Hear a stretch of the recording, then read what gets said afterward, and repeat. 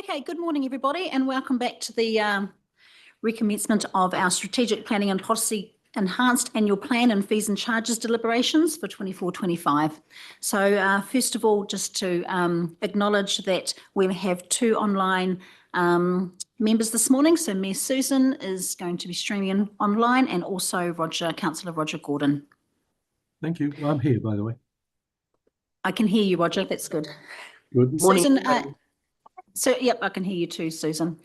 Okay, so there's no apologies. So we can head straight into our meeting. First of all, we'll start with our karakia, Dalmarie. Thank you. Tēnā tātou I te whare.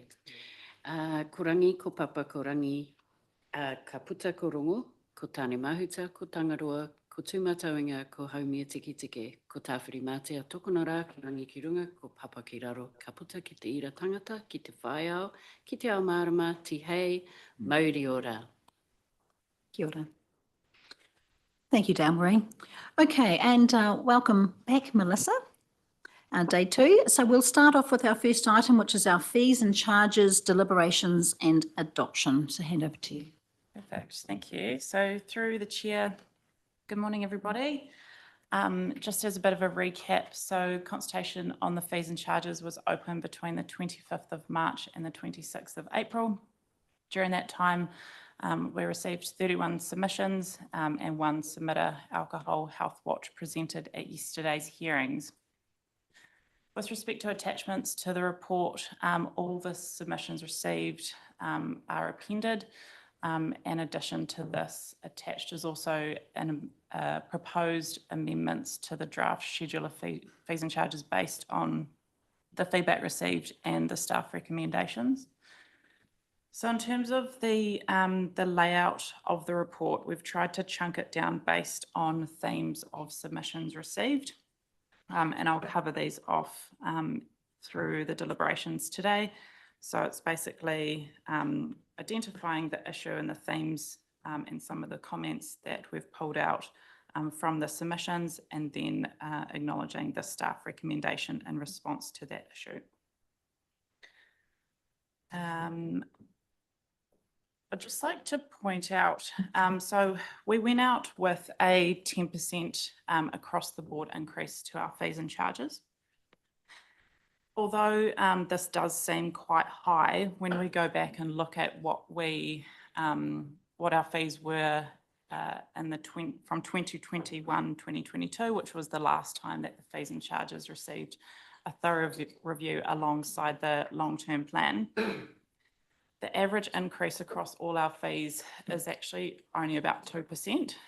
So that kind of suggests that our fees and charges increases have not kept up with inflation over that period of time.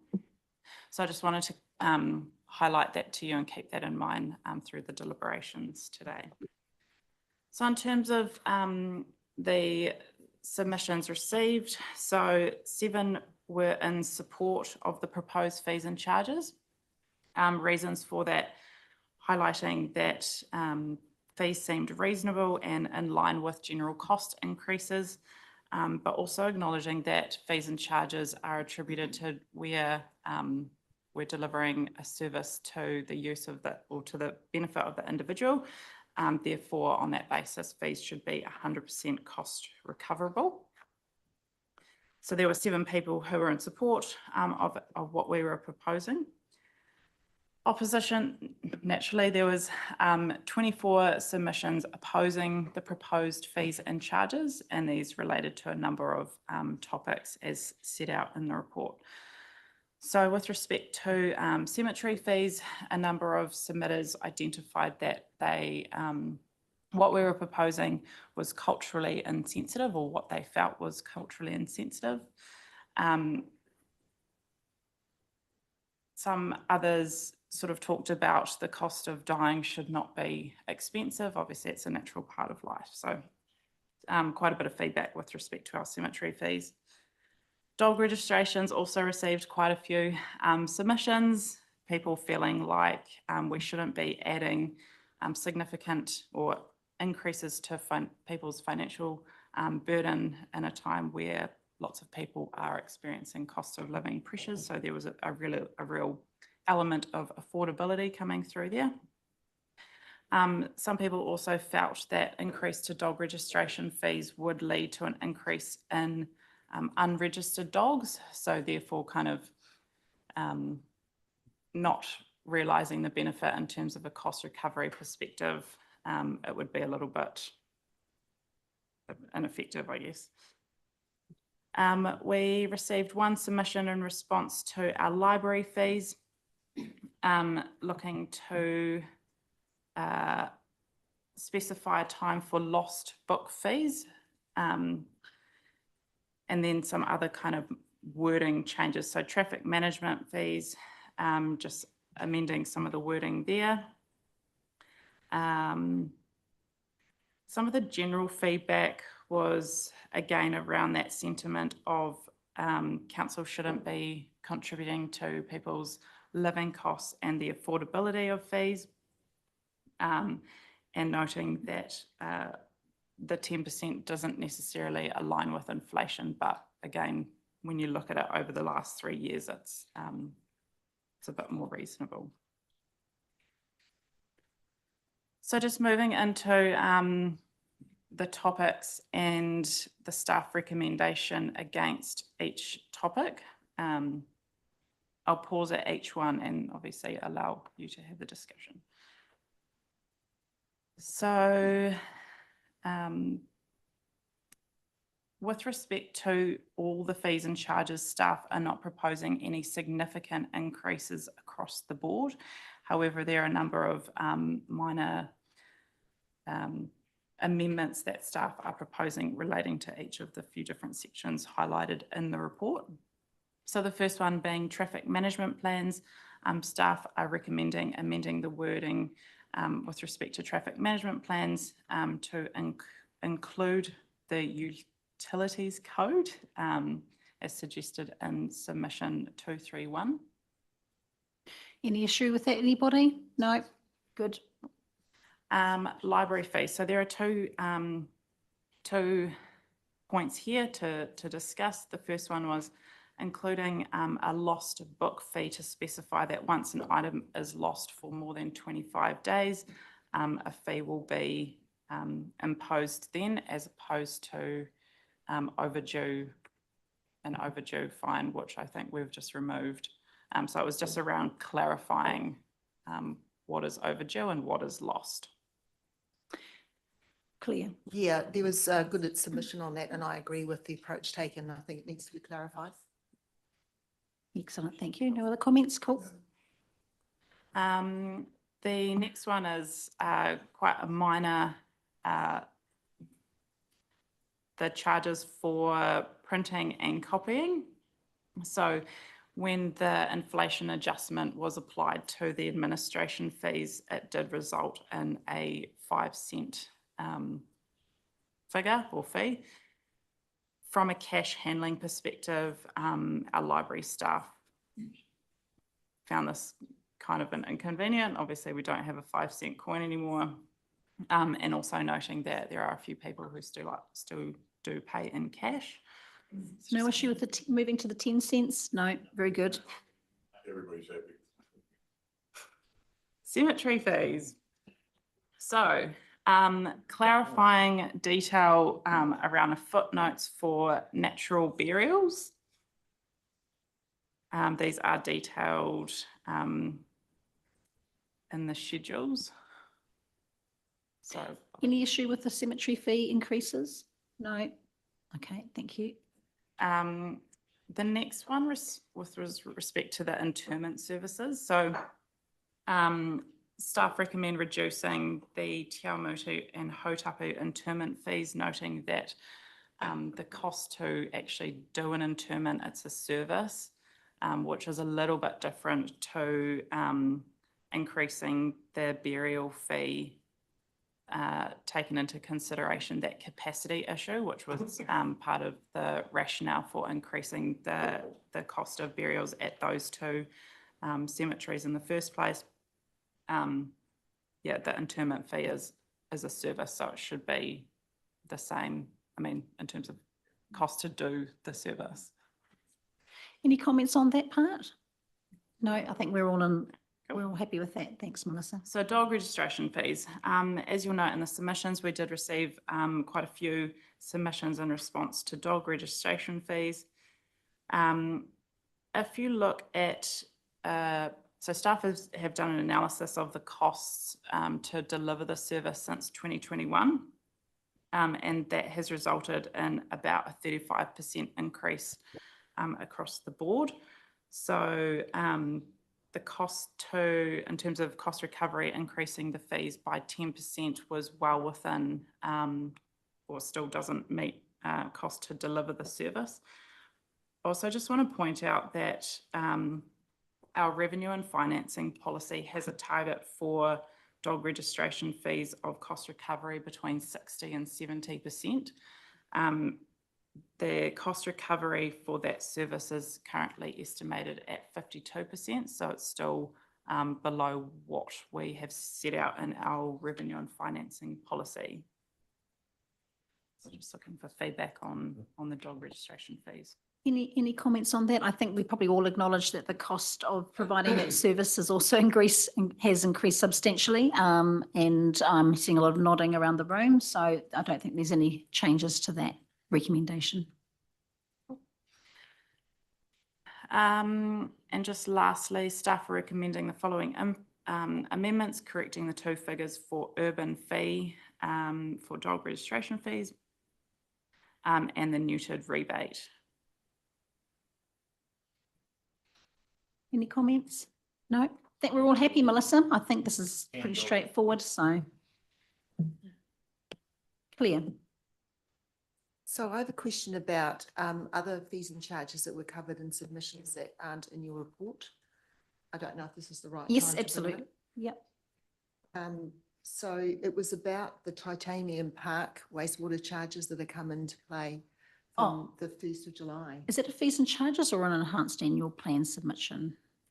It's under the enhanced annual plan submissions, but it's specifically about wastewater charges that come into play from the 1st of July 2024. Yeah, no, you're And right. so I don't know why it's not in the fees and charges. I mean, perhaps I can understand why it isn't. However, I was concerned. I've got Mike Ahern's submission in front of me, which is number 550. And I just thought, yeah, I'd like to know what's happening there because I'm a bit concerned with the issues that he raised.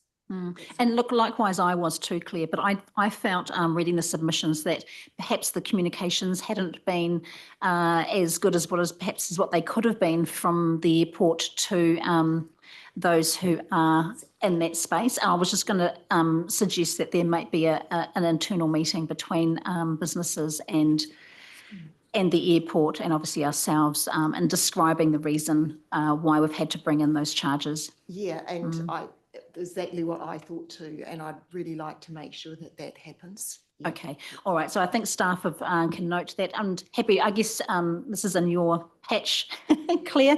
So if we needed to have a meeting where elected members needed to be present, that's always an option as well. But I'm inclined to. I don't think there's any change to the fees and charges. It's just a comment at this point. Sorry, can I just clarify that that will be covered off as part of the enhanced annual plan? So that is a targeted rate, which is why it hasn't been included in this report. So it's treated as a targeted rate. Okay, yeah. But anyway, it's good to raise because I think it was something that was on my mind as well. Thanks, Claire. That's all for fees and charges. that's it. That's the end of the report. Brilliant. Okay, so folks, I think that we have covered the fees and charges and the overall increase 2% across the board seems pretty sensible to me. Are there any other views around the table or comments, Mike? Yeah, thanks, Chair. Just a comment really, and just around perspective. But if we look at the last since June 2021 through to June 2025, the last 4 years and the year coming, we've had a 2 and a 2 average increase over these fees. And while it looks like 10 is a lot, if you do the average, it is sort of 4%. So I guess people just need to look at the optics of that and the realisation that we've probably undercooked ourselves a little bit and it's a time to catch up. But I guess as a council, we just need to be cognizant of the fact that really looking at the actual costs each year and making sure that we are getting our cost recovery every year that we actually do this. So thanks, Melissa, for your work and your team. Thanks, Mike. Claire. Just another point, it's about the LIM reports and that, like there was a submission to say that they are pretty expensive and it'd be great if it was automated or online and that kind of thing. And I do know that we're doing some work on getting the LIMs so that it's not such a manual process. And it would be great if we could have an update on that and perhaps give that feedback to those who raised that. I remember one in particular, but there might have been more than one. Yeah, so I'm sure we're doing that. We are, you know, these kind of, I suppose, efficiencies, yeah, they're process changes, but they take a long time, to be put in place. But I'm sure that there is some good work being done on it. Okay, well, we can include that in the feedback or the reply back to those submitters. So just jumping back to the point that you raised, Councillor Pettit. So staff will be looking to do a wholesale review of the fees and charges alongside the next LTP.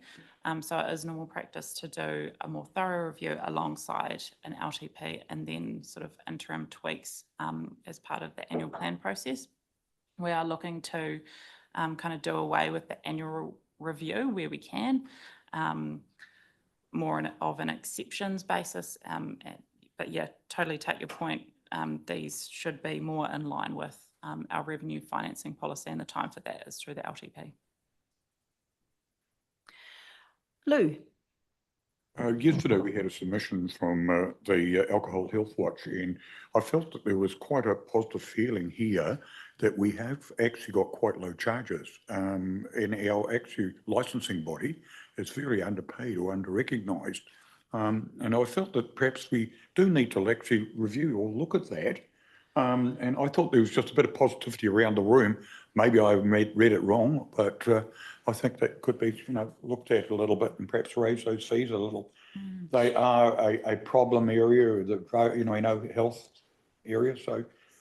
So the fees that we can charge are set, I think, under the Sale and Supply of Alcohol Act, as part of the review of the alcohol control bylaw and the local alcohol policy.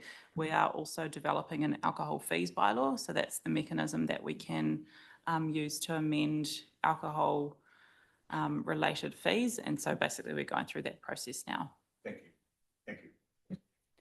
Excellent. Okay, are there any other comments on the fees and charges? Otherwise, we have a recommendation in front of us, A, B, C, D and E.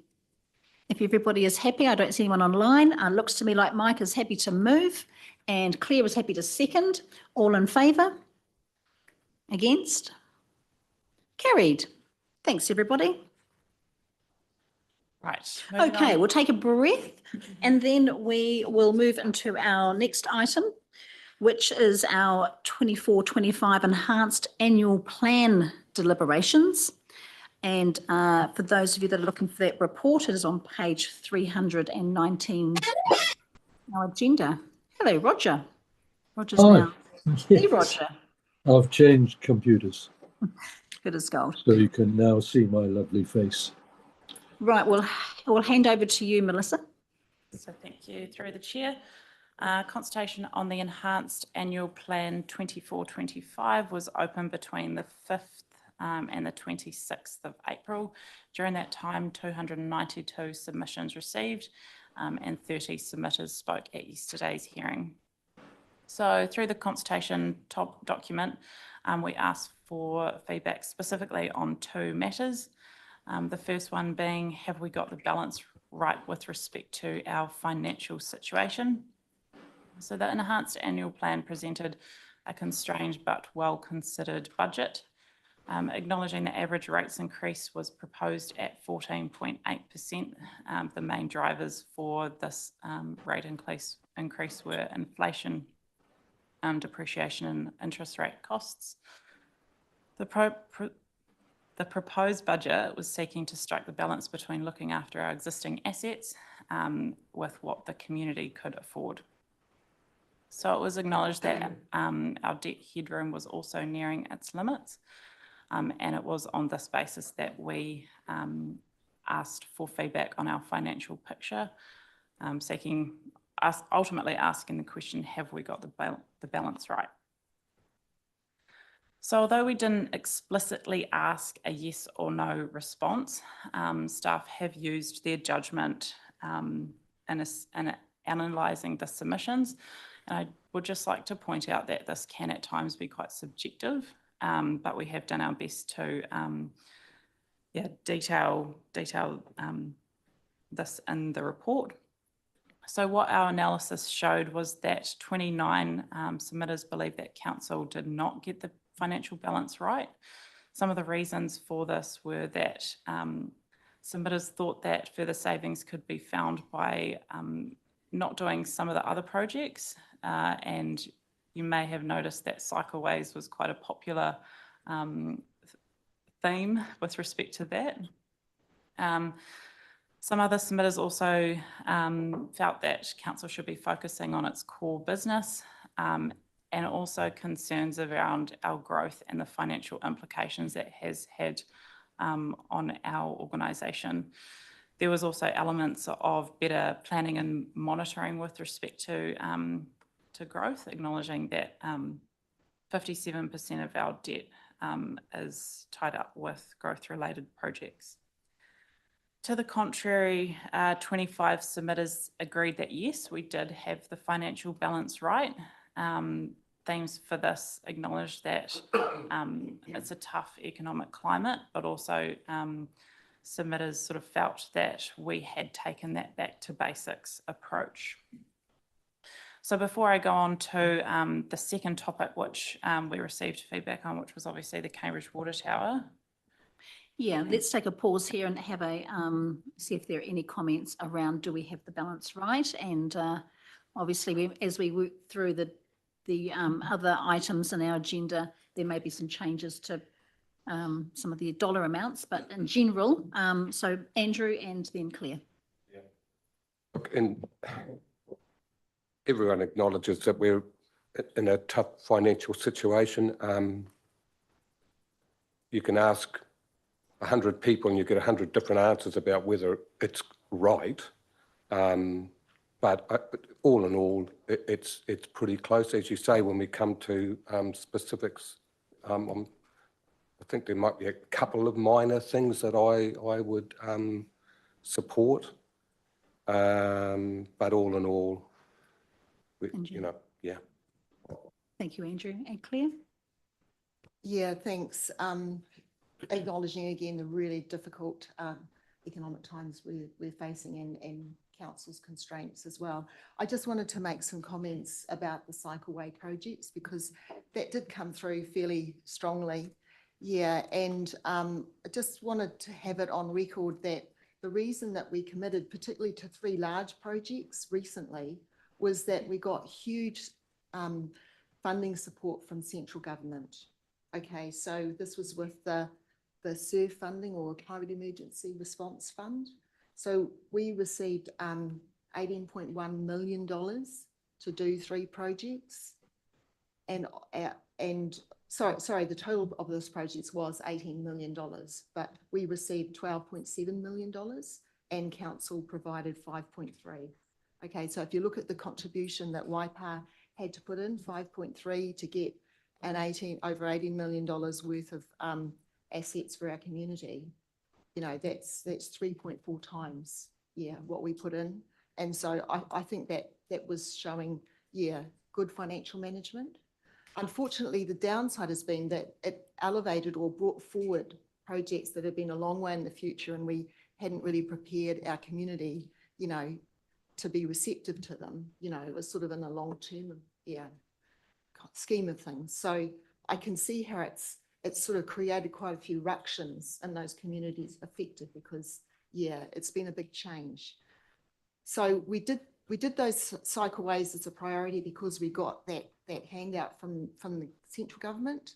I'm not saying we'll be doing more, you know, it's just, it was kind of like the opportunity came along, we wanted to take it, yeah. So. And the money needed to be spent by Yeah, 30th of June. Yeah, this with year. a very short time frame as well. That's right. So look, absolutely acknowledge that we've seen a lot of road cones over the summer break, but as everyone knows, summertime is the time to build cycleways, roadways, things like that. But we're drawing all those projects to an end, and in fact, they're all looking pretty fantastic. I'd just like to add just that all of the contractors on those cycleway projects were actually local contractors. So it was money that's been put back into our communities as well. So that's been a plus too. It's a good point, Claire. Thank you. Andrew, did you have another comment? Sorry, I just want to acknowledge we've had a lot of submissions to this enhanced annual plan. And I guess a lot of them have been quite contradictory. No one's happy about a 14.8% rate rise. But on the other hand, lots of groups are wanting for, funds. And we totally understand that. And I guess we sitting around this table don't like being in the position where we have to make this kind of decisions, but it's what we do. And I just, again, would think we need to put it on record that and reassure our ratepayers that our staff have looked at every single line of every single budget, and any cost savings that have been able to be made have been made. So, yeah. Thanks, Andrew. Philip. Yeah, thanks, Madam Chair. Thanks, Melissa. One comment that I wanted to make, but I love the dozen eggs you've got lined up there, ready to throw at us to wake us up or remind us or something. But the Leamington Domain upgrade, just could you remind us or me about the timing of that, at what stage we are with that, please? I'll have to defer to Brad for that one.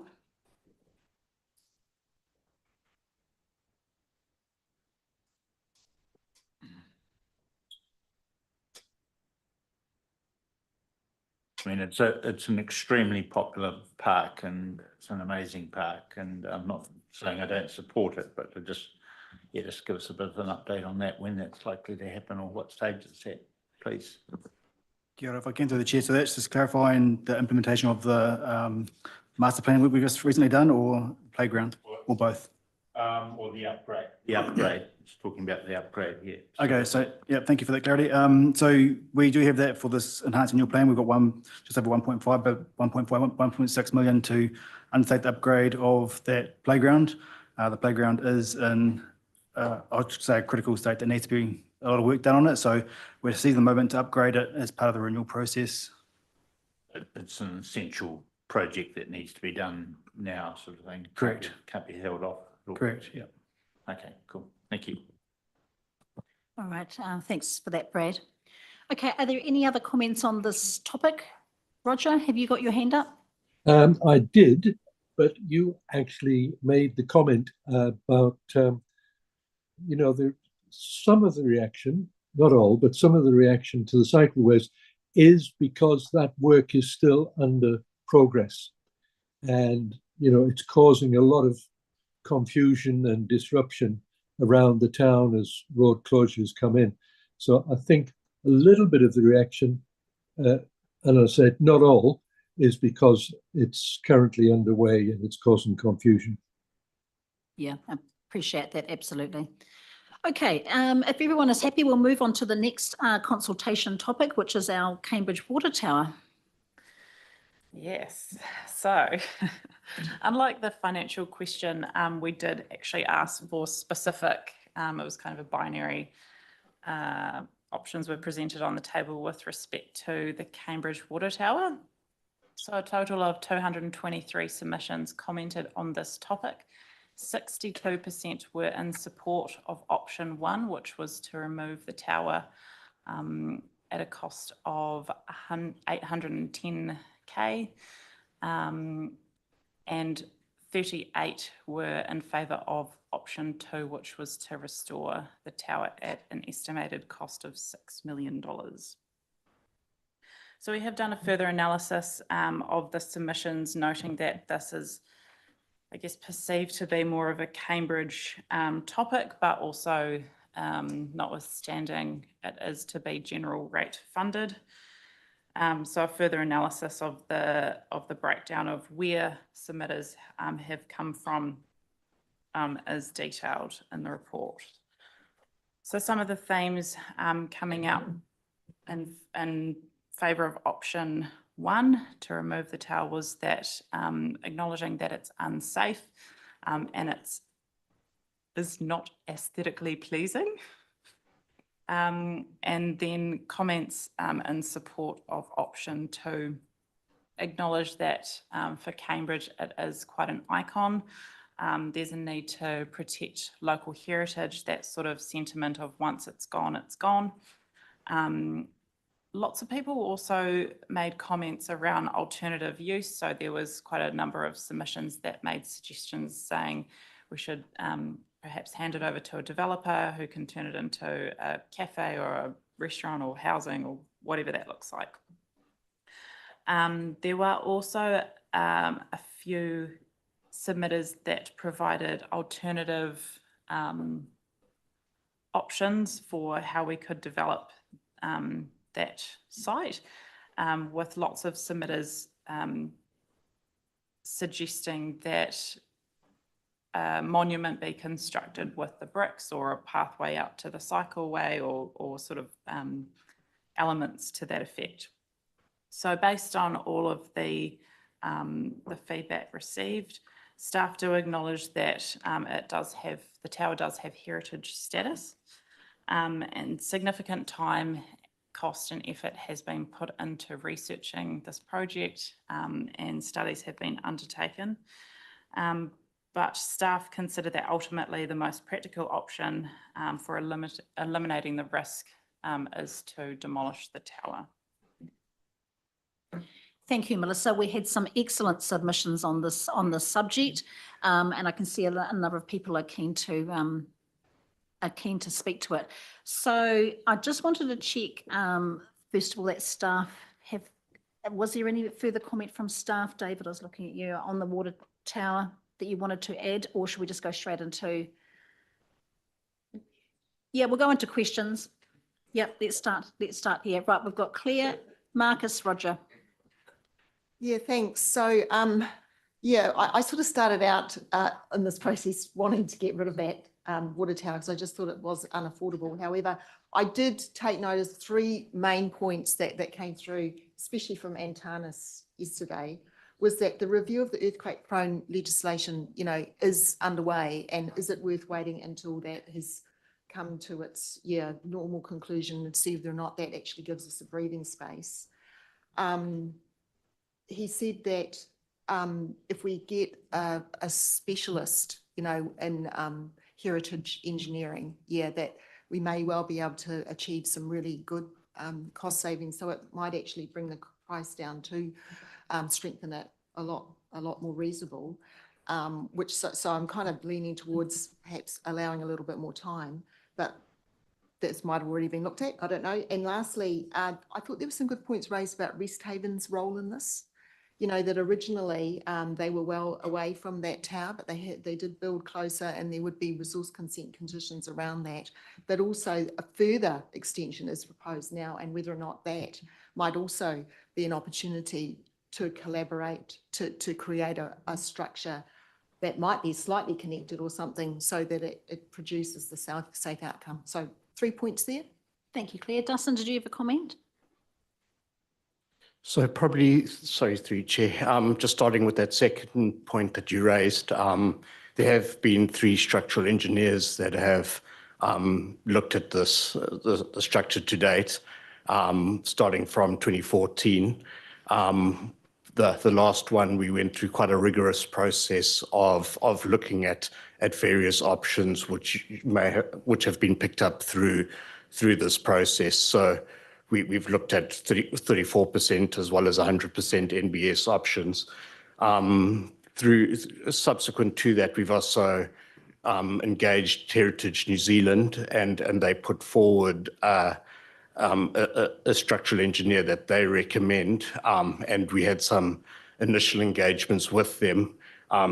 Although it's a fairly eye-watering sum that they've put forward to undertake a rather intense investigation of the building.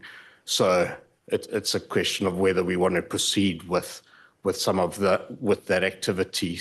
It was likely in the region of 150,000 to do those further investigations, and that wasn't a detailed design. That was just on-site testings as well as some preliminary suggestions in terms of what we could do. So Monty, you've got a follow-up question to Yeah, this? can we just explore that for a minute more? So that was Heritage New Zealand's nominated heritage engineer. Yes. Is that the likely process we're going to have to go through to achieve consent to demolish anyway? Because if it is, it strikes me, picking up on Councillor St Pierre's comments, there is potentially a third option, which is that we head down this path of the consent, but with an open mind that if alternative options come up, we could revisit it. So first question there is would we have to pursue that anyway to get a consent? So for consent, we would need a peer-reviewed design. So the original 2014 design, detailed seismic assessment, would need to be peer-reviewed. And we have got a quote substantially less than that for a peer review from another engineer. But that's not necessarily someone that's been put forward from Heritage New Zealand. So that was a peer review of the earthquake assessment, not of the design options. Not yes. of design options. Yes. Right. So what's the peer review of the earthquake assessment going to cost us? So if we went through this alternative engineer, it would be in the region of $10,000. And Heritage New Zealand's engineer? We didn't get a firm price, but it was in the region of $150,000. Excellent. Does that answer your questions? Yeah. We'll carry on through. Yeah, I mean, I think it's quite a bit of discussion. So we'll go Marcus, Roger, and then Bill. Yeah, I've just got real issues with the Cambridge Water Tower. And I think it's just a way that this project could be something that we could use to interact differently with our communities to, for the tower's got to come down. I just think that the cost is it's just outrageous for, especially, I know you've got to get resource consent and everything like that, but $800,000 plus to bring down a brick water tower it's pretty bananas, and there must be other avenues that we can explore with our communities to how to do this. Dustin, a comment? Sorry, through Chair. So in terms of the actual demolition costs, we've got a quote which was in the region of 250,000 for the demolition of it, but a lot of the costs here are associated with going through the resource consent process and whether we needed to engage someone like this heritage engineer. So that's why the costs are significantly inflated. Yeah, I realise that, but I just don't think that we've actually engaged with our local businesses and local people to see if it's still $200,000 to demolish that tower. It's just, I don't know. It just doesn't sit right with me. Sorry. All right, Roger. Yes, thank you, Madam Chair. I also thought that the submissions that we heard yesterday were particularly interesting, and I drew from those a couple of things. The first was to do with the kind of the vote split, and I think it's interesting that both the Cambridge vote and the Waipa-wide vote, although there's a little bit of variation, they're reasonably similar in being something like a 60-40 split. But the suggestion possibly came through that the fact that there were only two options that were on the table did influence that vote, particularly with the fact that the cost of refurb, which may or may not have included bells and whistles at 6 million, caused perhaps some reaction against price rather than the concept of actually knocking it down. So I thought that was interesting. But I also thought it was interesting that there were a number that actually we went out with a survey of our ratepayers with just two options. One was the expensive option and one was the far cheaper option of knocking it down. And there was a suggestion that perhaps there should have been a third option that was put forward, and that was to perhaps wait with the decision until there'd been further clarification of the government's position on earthquake strengthening, which may or may not, but it may influence perhaps the work that needs to be done, both in its urgency and in fact in its totality, in terms of the option of refurbing that building. Thanks, so Roger. I'm of sorry. And I was just saying thanks. Yes, I understand that. Yep. Yeah, and I'm of the mind to say I'd prefer to put it in a status quo and for us to wait for government feedback. I thought that Monty raised a very good point that even if we were to go down the track that suggested, we'd still have to go to a resource consent, which irrespective of what the result of that resource consent would be, there would still be quite a considerable cost. So I'd suggest that in putting the decision to one side and then investing some funds in looking at what the alternatives may be under the new government policy that comes out. So I'd like to see that third option being adopted. Thank you, Roger. That sounds good. I think I'm seeing quite a bit of nodding around the room based on comments that both you and Monty have made around delaying till that information comes from central government. So Bill and then Lou. Thanks, Liz. I just wondered if I could get some information off Dustin about whether this land was taken under the Public Works Act or not, and if it was, whether we're having discussions here and now about the change of purpose for it is not within our abilities, or has there been a cultural assessment done on it? I'm just thinking because we had this discussion with Kihi and you know, I don't know how far we've got with. Sounds like Gary and David, or David's all over this, right? Here we go. Kia ora koutou. Through the chair, that's part of the Greenbelt. So it's part of the Greenbelt that surrounds Cambridge. So the structure wasn't taken, from what we're aware, it wasn't the Public Works Act wasn't taken for that parcel of land. The structure is just sitting on the Greenbelt. Okay. I think Gary has an added comment. Yes, so the town belt, as I understand it, is Crown land and it's vested in the council's control. Okay. So if I could just a supplementary, that doesn't, to me, fix the thing of changing the purpose of that piece of whenua. Okay, thanks, Bill. I think we'll follow up those comments. I don't think there's any immediate plans to do anything. So I think if we can investigate that further, I think that would be that will hopefully alleviate your concerns. Now we were going to go to Lou and then to Andrew. Just personally, I just want to, through you, Madam Chair, just ask a point of clarification to the engineers. We've got a leaning tower. Okay, is that a structural problem with the tower, or is that a problem with the actual ground underneath it sinking away?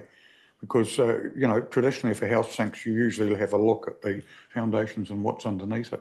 And I'm just wondering whether this is actually, you're talking of earthquake and all of these things strengthening, fine. Yep. But if it's got a problem with its actual foundation, it would resolve the issue at all. So through you, Chair, we've been, over the last 4 or 5 years, we've been monitoring a few survey points on the tower. And although the tower does have a lean to it, there hasn't been any significant change in the lean over the last period. We're not fully sure whether the lien was original to the building or if it has settled over time, but it's not continuing to move based on the survey results we're getting. Thanks, Dustin. I've got a supplement question here from Monty on that. Oh, No, it wasn't a supplement. Okay, right. Then we're going to Andrew and then Monty. Yeah, so look, my understanding is the only reason we're discussing this is because of the potential for it to fall over and create damage to property and person.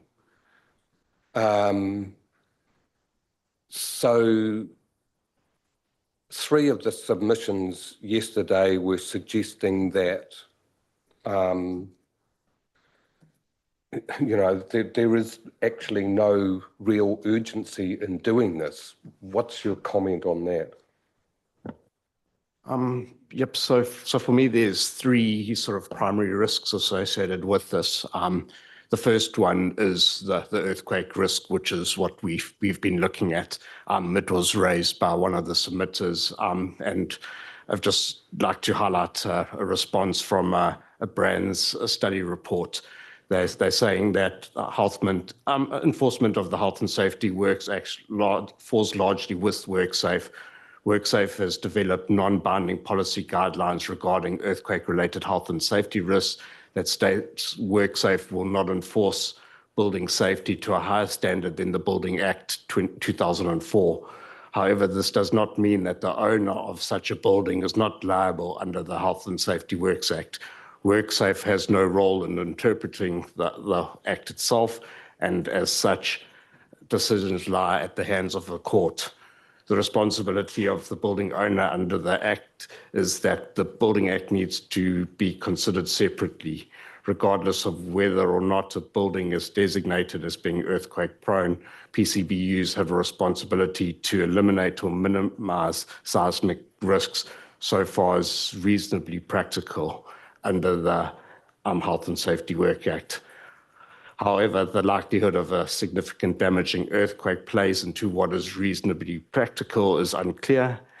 It is yet to be tested in a court of law, and due to contextual nature of the issue, may never be specifically defined. So, although WorkSafe may not press charges against you if the building was to fall over and land on someone in the village next door, there is still the chance that the family of the person affected by that could lay charges. Secondly, there is the risk of general failure over and above that of the seismic risks. So you'll notice that there is fencing that's been put up around the water tower, and that is to mitigate against some of the steel sections of the tower falling off. So there is ongoing deterioration of the general performance of that tower. And that's what we initially wanted to mitigate against when we were looking at staging some of the works by removing the tank first, which we came to you with around about a year ago. And then obviously, so those are the earthquake risk as well as the general safety risk in terms of what the council risks are, as well as the risk of life to those in the village next door, as well as general users of the park. Thank you, Dustin. Okay, Monty and then Mike. Yeah, sorry for having a second go at this. I just feel a little bit of responsibility for this because several months ago when this came up, I sat right here, I think, and said, there's no way I'm spending $6 million on that tower. And I've got to be honest, that position hasn't changed at all. But I do want to be responsive to public submissions here. And, hearing heritage aficionados and experts just asking for us to consider a third possibility, it does resonate with me a little bit. So I haven't changed my initial position at all. No way I'm spending $6 million on it. But given the legislation is changing, given we'd have to do some peer review and stuff, if we could find a way to maybe be advancing this, I also think we shouldn't do nothing. Doing nothing for the long term doesn't work for me either because of the risks. But if we could be advancing this with a view potentially to getting a resource consent for demolition, but with an open mind to an alternative if one is presented, that probably is a path that I would be prepared to walk. Thanks. Okay, thanks, Monty. Mike? Thanks for that, Madam Chair. Yeah, hey, I think Monty summed up a lot of what I was thinking. The other thing that gives me a little bit of confidence here is that over, it sounds like quite a few years now, there has been some testing done, I'm assuming annually or at least regularly, on that this thing's not deteriorating in terms of further lean, which from a public perception point of view is, anything's on a lean, it just doesn't look right. But then, the Leaning Tower Pisa, that's been there quite a while as well.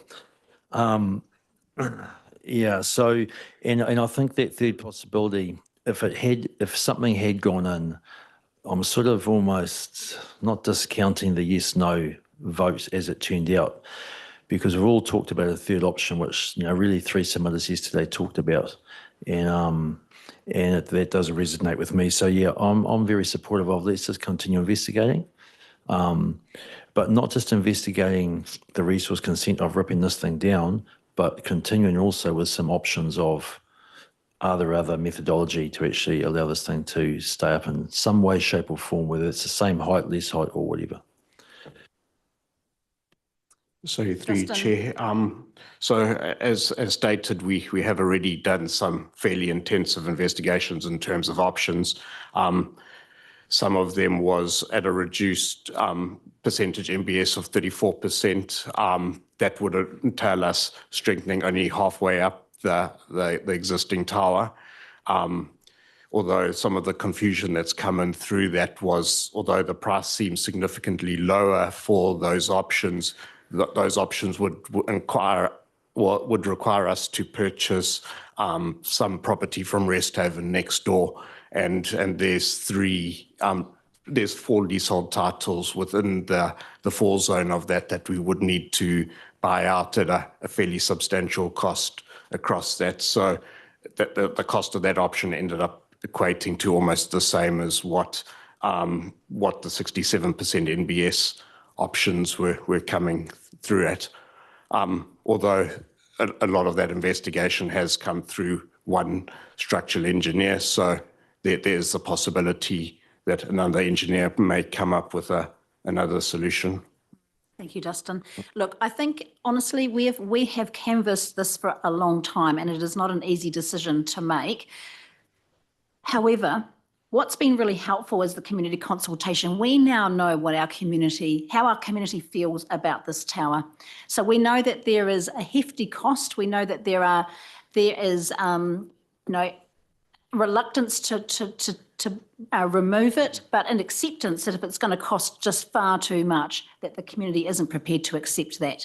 So I kind of feel like we've got a recognition that there's some central government legislation that may help the situation. So possibly, we don't know which way that's going to go. So am I hearing around the room that we're quite prepared just to wait to understand that a little bit more clearly? And then following Monty's theme, we progress with option 1, which is looking at removal of the resource consent. But if any great idea comes out of the woodwork, coming back to Mike's comment, and it would need to be quite significant to change to keep it there, but there may well be something that hasn't been canvassed. And while this idea is quite prominent in our day-to-day thinking, you never know what other options there may come out of this, out of this now. So I guess I don't want to labour the point too much now. I feel like we've all had an opportunity to say. Philip, did you have anything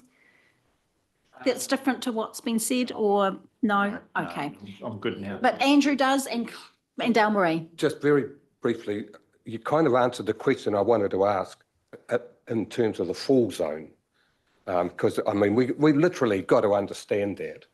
And your answer makes it clear that it's significant.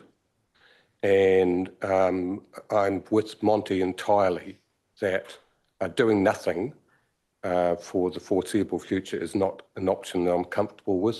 So I'm more than happy, though, with the suggestion to progress with the demolition, but keeping if the community comes out with a significantly good idea that's not spending more than $1 million, well, yeah, great.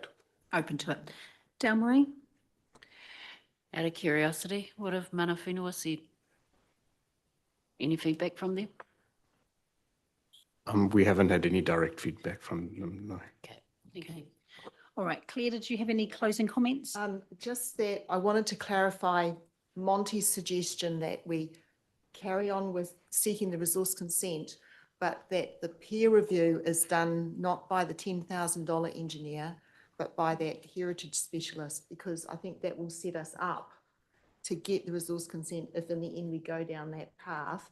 Because, yeah, I can see Heritage New Zealand pushing back if we just take any peer reviewer, you know, and I think it would be a good investment. Yeah, Yep, no, I yeah. think that So I just want that clarified, yeah. Yep, no. But keeping an open mind that if another option, presents itself, we take that other option. Okay, thanks, Claire. Roger? Yeah, thanks, your Madam Chair. Yeah, I'm just wondering at the decision that we make, if we choose one of the two options, does that, to my mind, means that we're locked into that option? I mean, I agree with looking at what Monty has said and looking at an alternative. I just feel if we make the decision, then surely in terms of governance process, that decision's made. No, well, it's not funded either. So we don't, if we to keep it, that is not fully funded, and the removal is not fully funded either. So I don't believe that we are locking ourselves into anything. I think this process has been really helpful to gauge where the community is at and consult on this particular topic. So I think that's probably for me been the most helpful thing. Ken?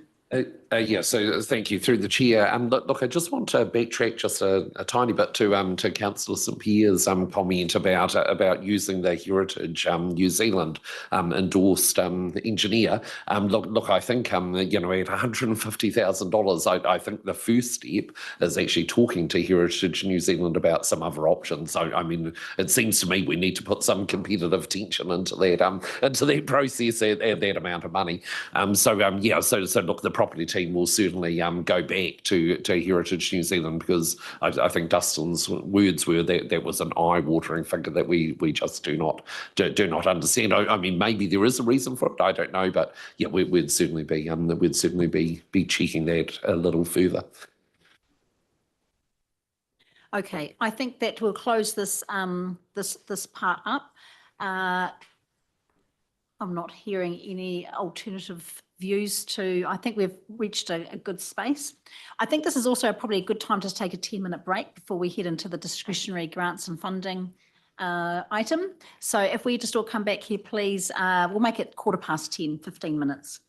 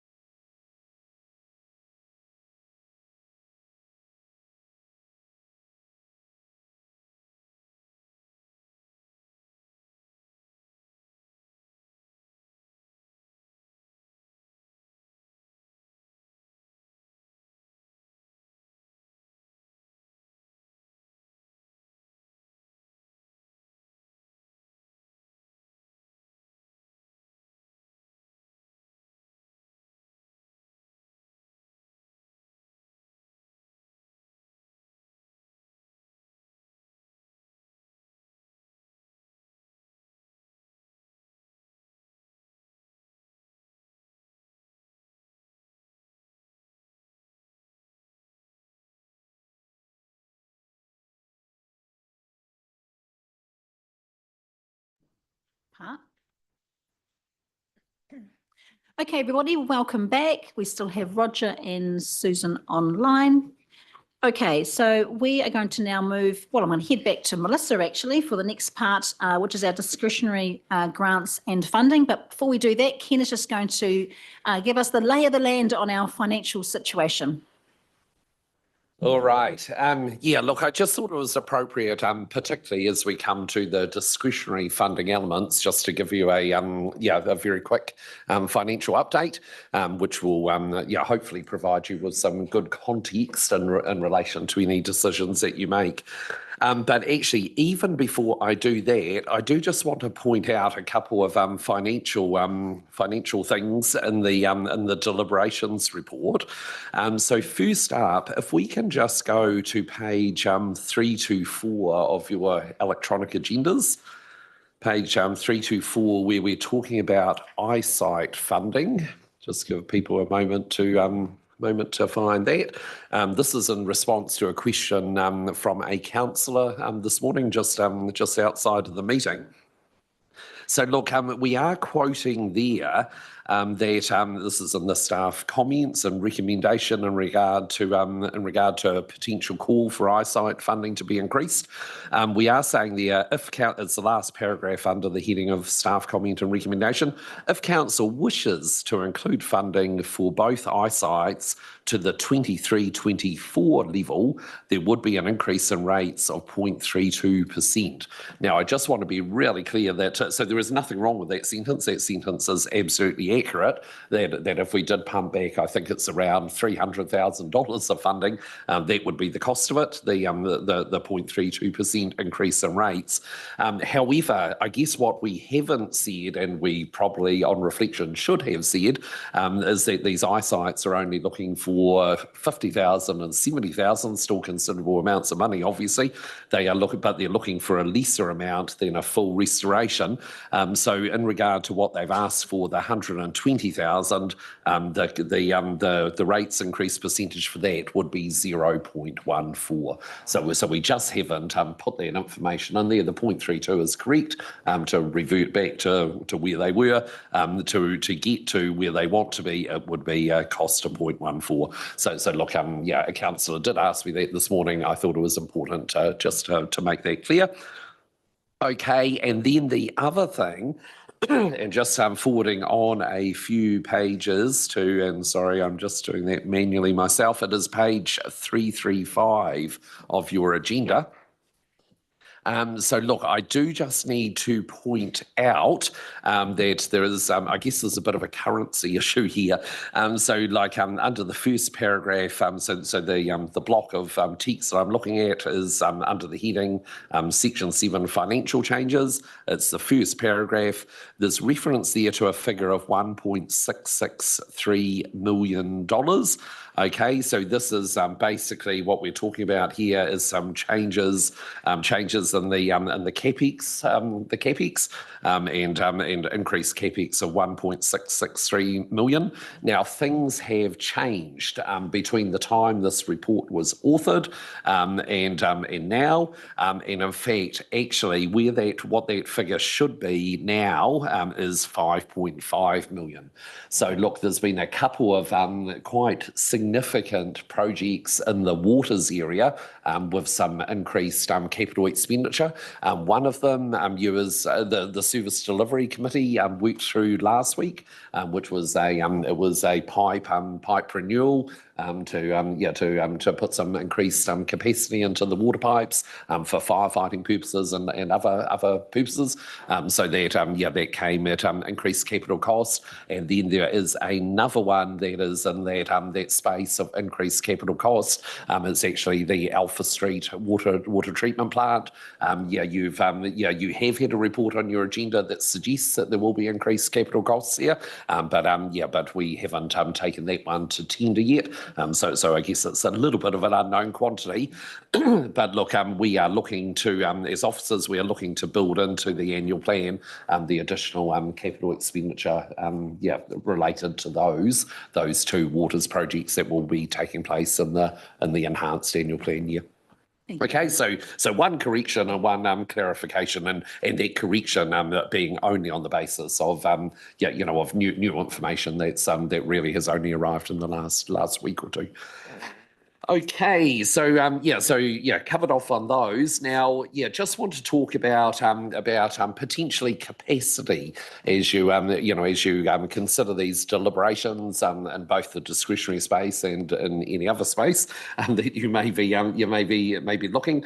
So look, in terms of debt headroom, as you're well aware, as we put together this annual plan, we talked a lot about debt headroom considerations. They are very real to us, given where our debt levels are now. So I just wanted to update you that on the basis of everything that we have got at the moment, our debt to revenue headroom metric is sitting for the for the 20.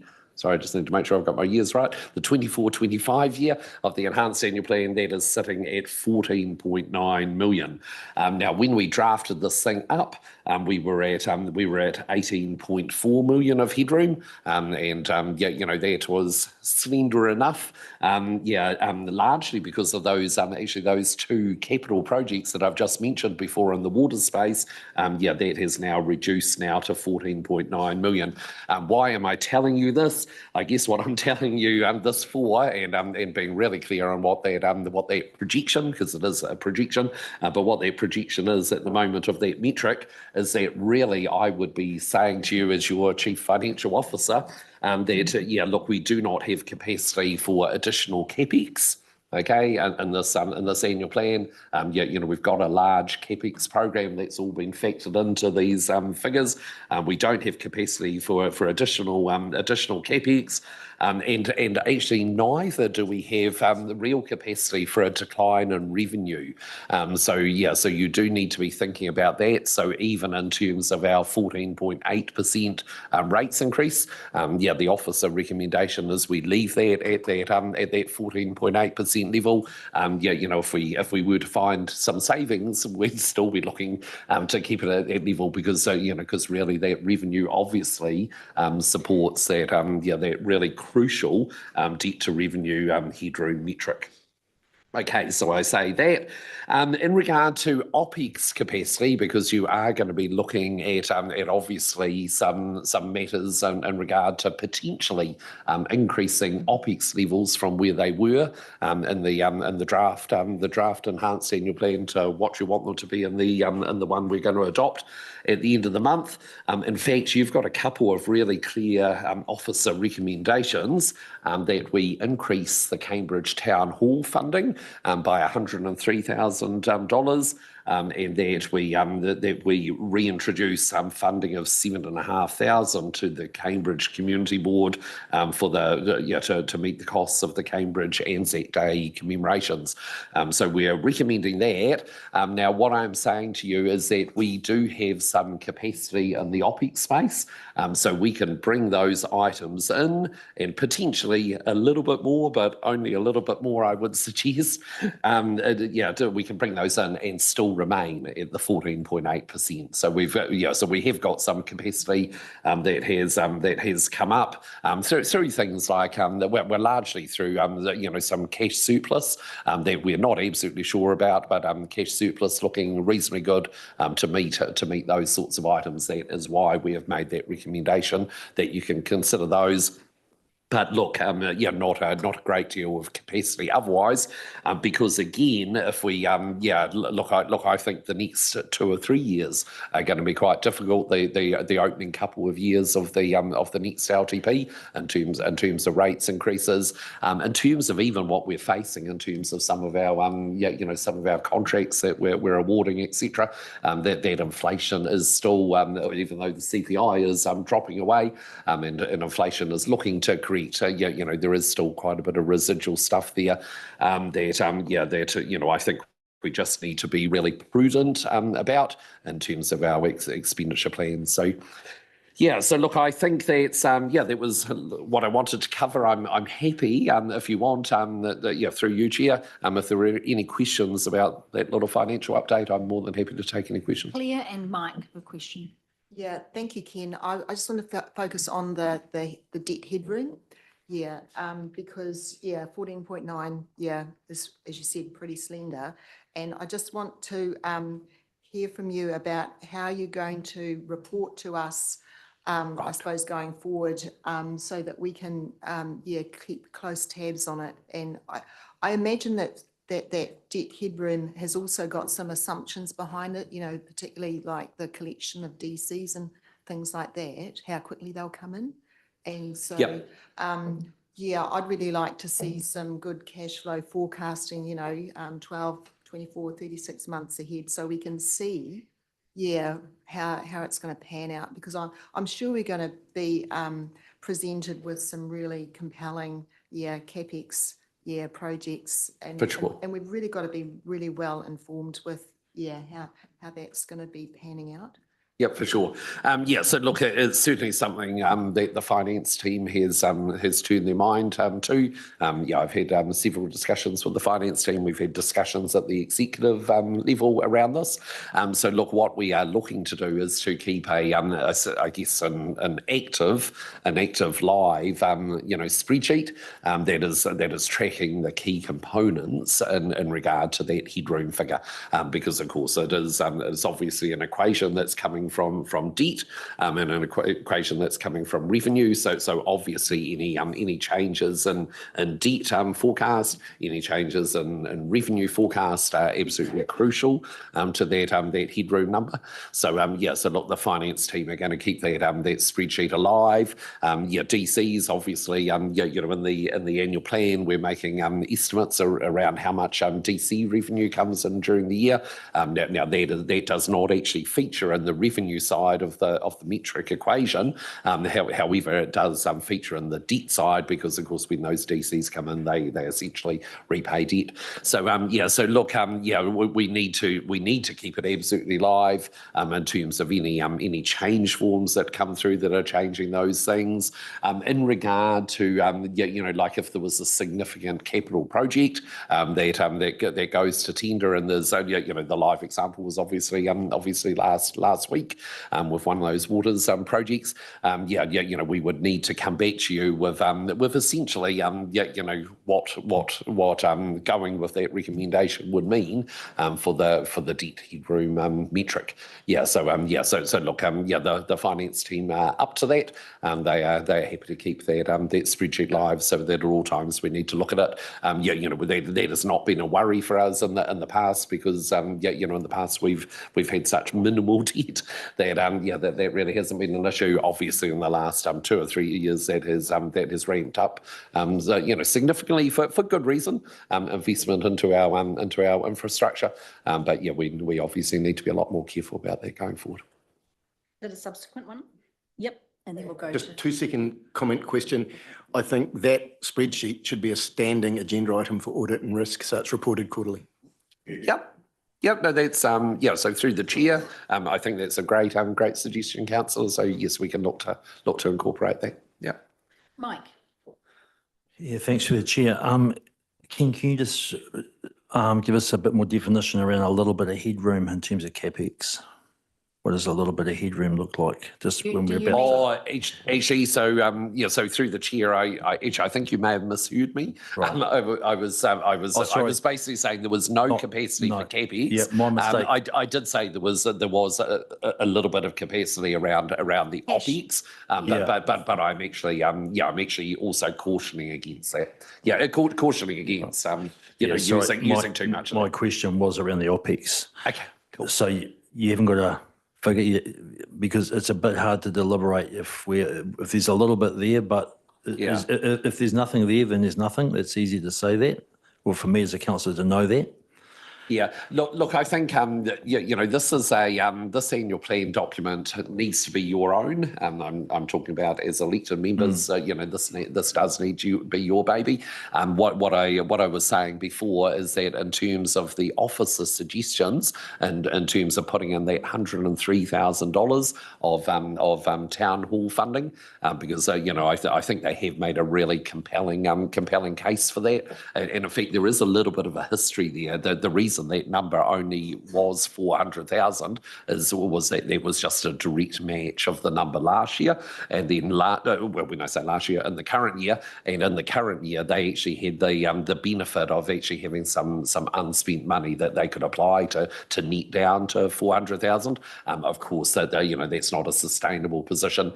So look, officers just put in the 400,000. We really probably should have actually started the thing off by putting in 500,000 in regard to what council's asked them to do. But look, there is that 103,000 for the town hall. There was that 7,500 for the Anzac Day that officers saying we can do this. That look, there might be in terms of that 7,500 for Cambridge Anzac Day. I mean, that's a very specific Cambridge thing. I mean, maybe what you could look at is potentially matching that up for Te Amutu Kiki and for Pongia Ward Committee in terms of perhaps giving them a bit more money to play with in terms of discretionary funding. I mean, that's an option to make that fair across the district.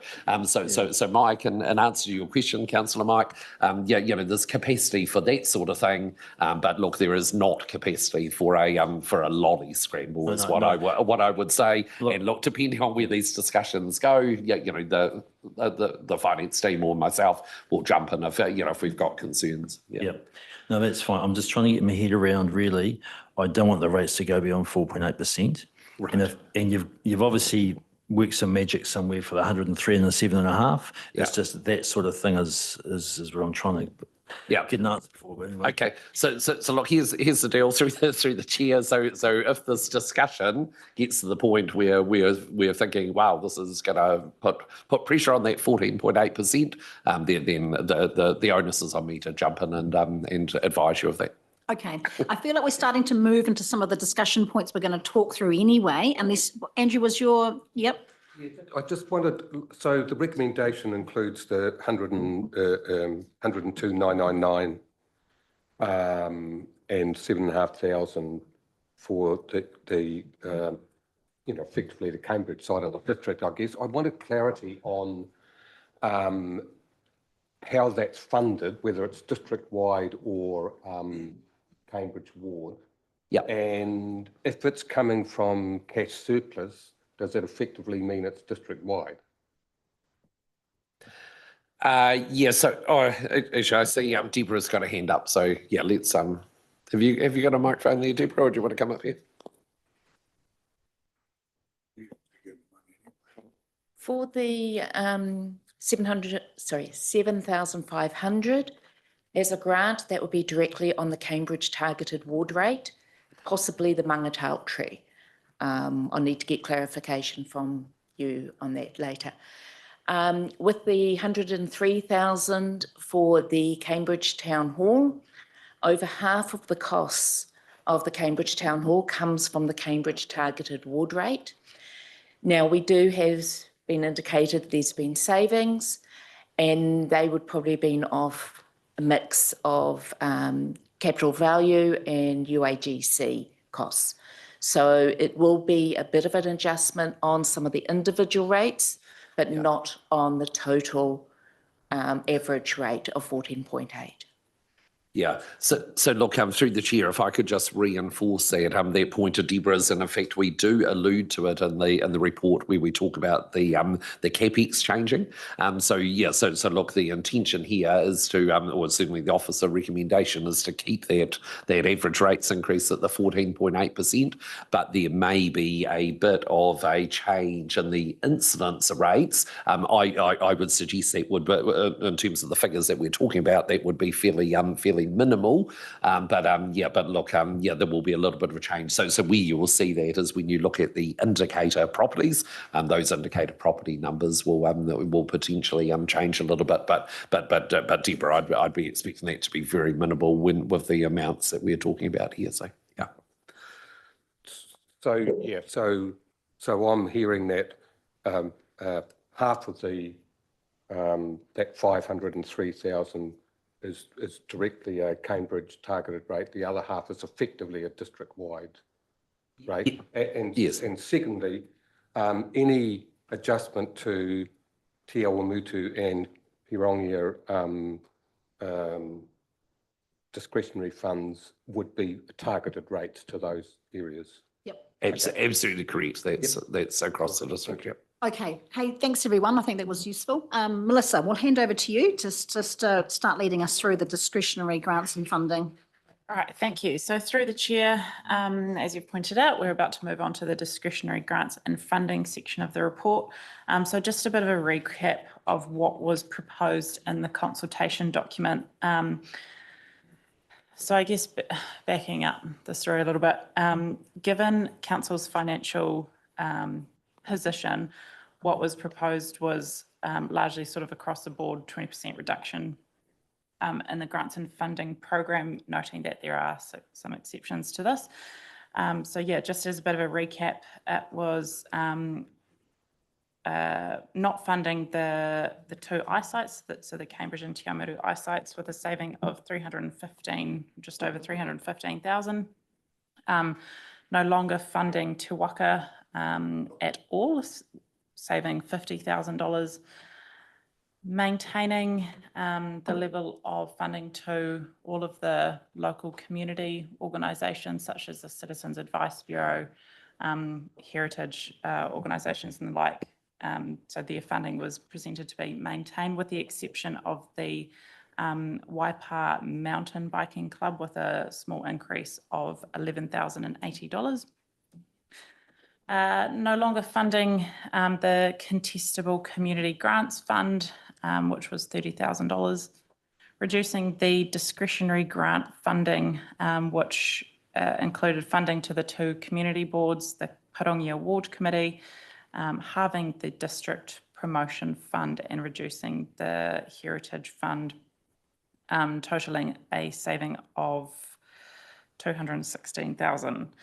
And just finally, reducing the funding for Hamilton Waikato tourism by 20% to $146,000. So we'll just follow through the report. So firstly, included in there is the eyesight. So we did receive quite a number of submissions with respect to the eyesight, 34 to be precise, all of them opposing that we reduce this funding.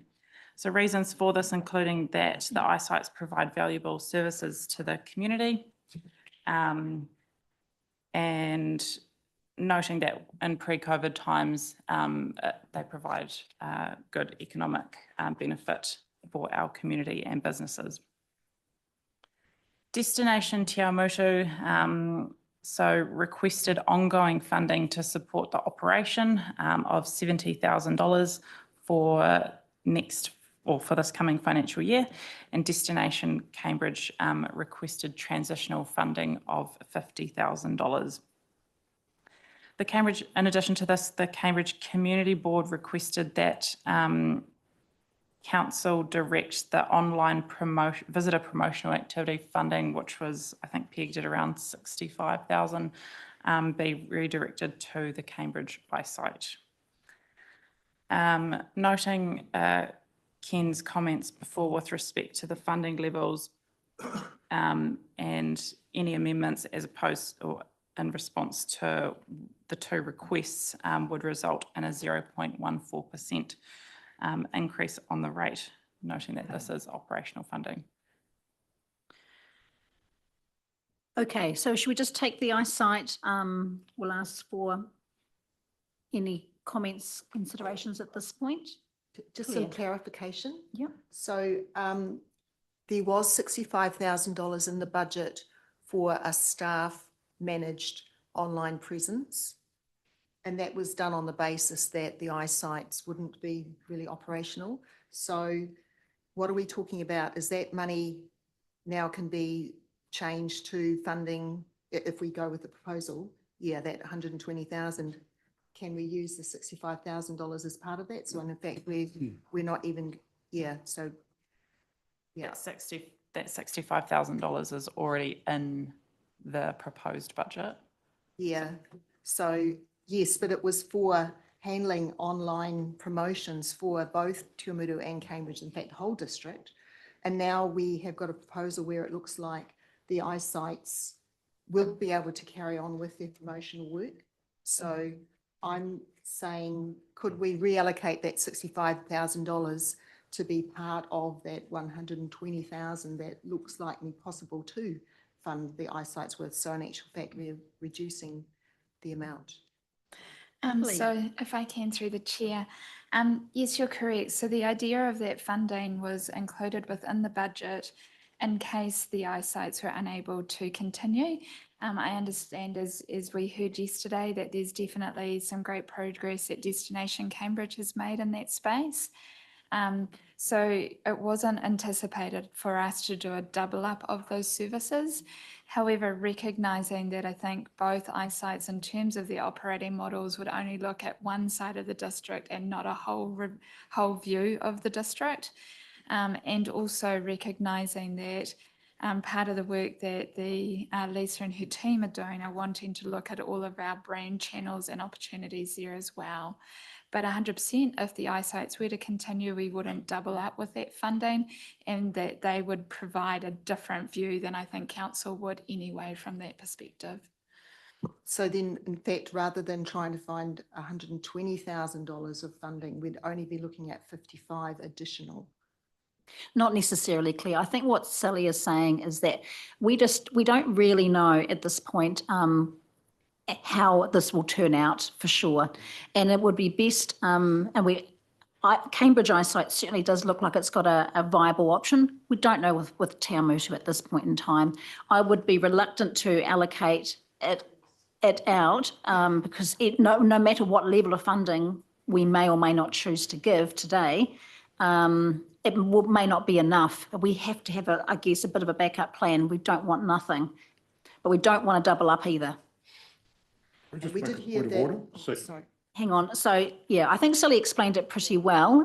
We'll leave it at that. But the 65, I don't see that at the moment as being available to. Yeah, I don't really see it in that space. But look, I'll open it up for comments. Alternative views are welcome. Who would like to kick I just want to raise a point of order. No, Roger has displayed already has a conflict of interest. I won't be calling on Roger. Yeah, so Lou? One thing that was misstated, actually Te Awamutu Eyesight is operational. They've actually got volunteers operating it. So I just take the issue here. It's not just Cambridge. Te Awamutu is operational. We've got a part-time manager who's come back and on a voluntary basis and doing a lot of work. So I do think that they're both operating. And Te Awamutu also has invested $10,000 in a website, which is operational and running right now. So please don't just mention Cambridge. They're operational. I guess that's why I was saying I'd rather wait for, let them both get back on their feet and let's just sort of see how that goes. Mike. Yeah, through the chair, I can't agree really with your comments, to be fair. I can't see them getting on their feet. What they've clearly asked for is some money to stay on their feet and not die on their knees. There was two submissions that came in. One to me had a lot more structural integrity and strategic planning going forward than the other, and maybe that was just what was presented within 10 minutes. But that 65,000 is for, I'm assuming, 1 year. It's operational for 1 year. Yeah. So we've got 70,000 requested from one side, but that's ongoing. So I do have an issue with that. We've got 50,000 asked for from the Cambridge side as a one-off to give themselves some headroom and some time because they back themselves to actually find the additional money. I've got a lot more sympathy with that in terms of return on investment beyond this enhanced annual plan, though in theory we're just looking at it. So I do pick up on the 65,000. I don't think it's just vested and if these folks carry on, we're not going to spend the 65,000, and I'm not proposing that we save it. So I am very open to at least exploring how we invest that 65,000 with some discussion with the two eyesights of how that would best be used, and would need some assurity that I agree the things aren't going to fall over and we've got nothing. I totally understand that. but I don't think giving them nothing right here and now is a fantastic option. Particularly when I see the Cambridge side, and I hear you, Lou, have done so much to actually stay afloat and actually put their hand up with a little bit of a handout, but the handout's a temporary one. Okay, no, thanks, Mike. Philip?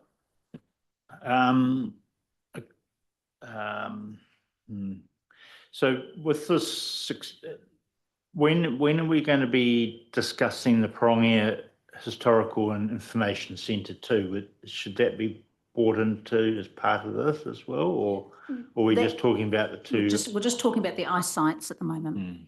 Do you need some more time, Philip, to get your thoughts together? Okay. Marcus? I think with the recent publicity about the Cambridge eyesight securing funding to make themselves work for another year, that's great news. This has been bandied around a lot, and it's a hard call to make, but yeah, I'm certainly not against. I am against giving them any more funding. Yeah, the time's come, unfortunately, and Cambridge has done great strides in securing their own funding and help themselves stand on their own feet. Thanks, Marcus. Claire? Yeah, so in response to the submissions, yeah, I would be in support of meeting that $50,000 and $70,000 request on the understanding that they're transitioning to a model where they don't rely on council funding going forward. I would like to see that $65,000 that I already got clarification on be available to meet other requests. And I would be looking to find a proposal that's got a strategic impact, yeah, or would boost economic activity. In a way, you could say that the eyesights do a certain level of that, but it's really sort of, I'd say more, I suppose it's very small scale. Yeah, so I would be looking for something that's going to, yeah, have a wider reach.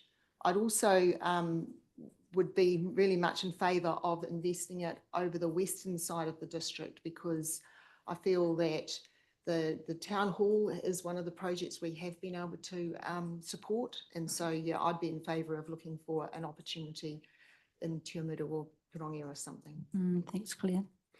Hey, so I'll just put my 10 cents worth in at this point in time. So I really congratulate both the eyesights. I think they've made really good use of, I guess, the opportunity to reimagine, remodel what could be, and reimagine what could be. So the Cambridge has absolutely partnered now with Rural Tours and with Riverside Adventures. So they have a bright future, no doubt about that. And I think that once they move towards a membership model, and I really take heed of a lot of the words that Dale Marie said yesterday. The tourism industry has recovered from COVID. It is strong, and essentially it is, I think, the obvious place to consider a membership type arrangement where a lot of the tourist attractions, and that includes cafes, restaurants, anyone that benefits from that economic benefit from the wide variety of events and you know, I guess work that Hamilton Waikato Tourism does to bring visitors here. So there's a real opportunity around membership, and I think that should be something that those organisations should be considering really, really carefully. So I think Cambridge is, yeah, probably in a really good space right now. Te Awamutu, I probably have a little bit more sympathy for Te Awamutu, like, you know, the sort of getting back on their feet, had massive changes within their board. But, you know, the proposition with Te Arawai, you know, that would have sort of solved its problem. It was looking like it could have been incorporated into that facility. Yep. So that is going to be, you know, that's kind of a bit more of an awkward space for Te Awamutu right now. But the virtual building is there.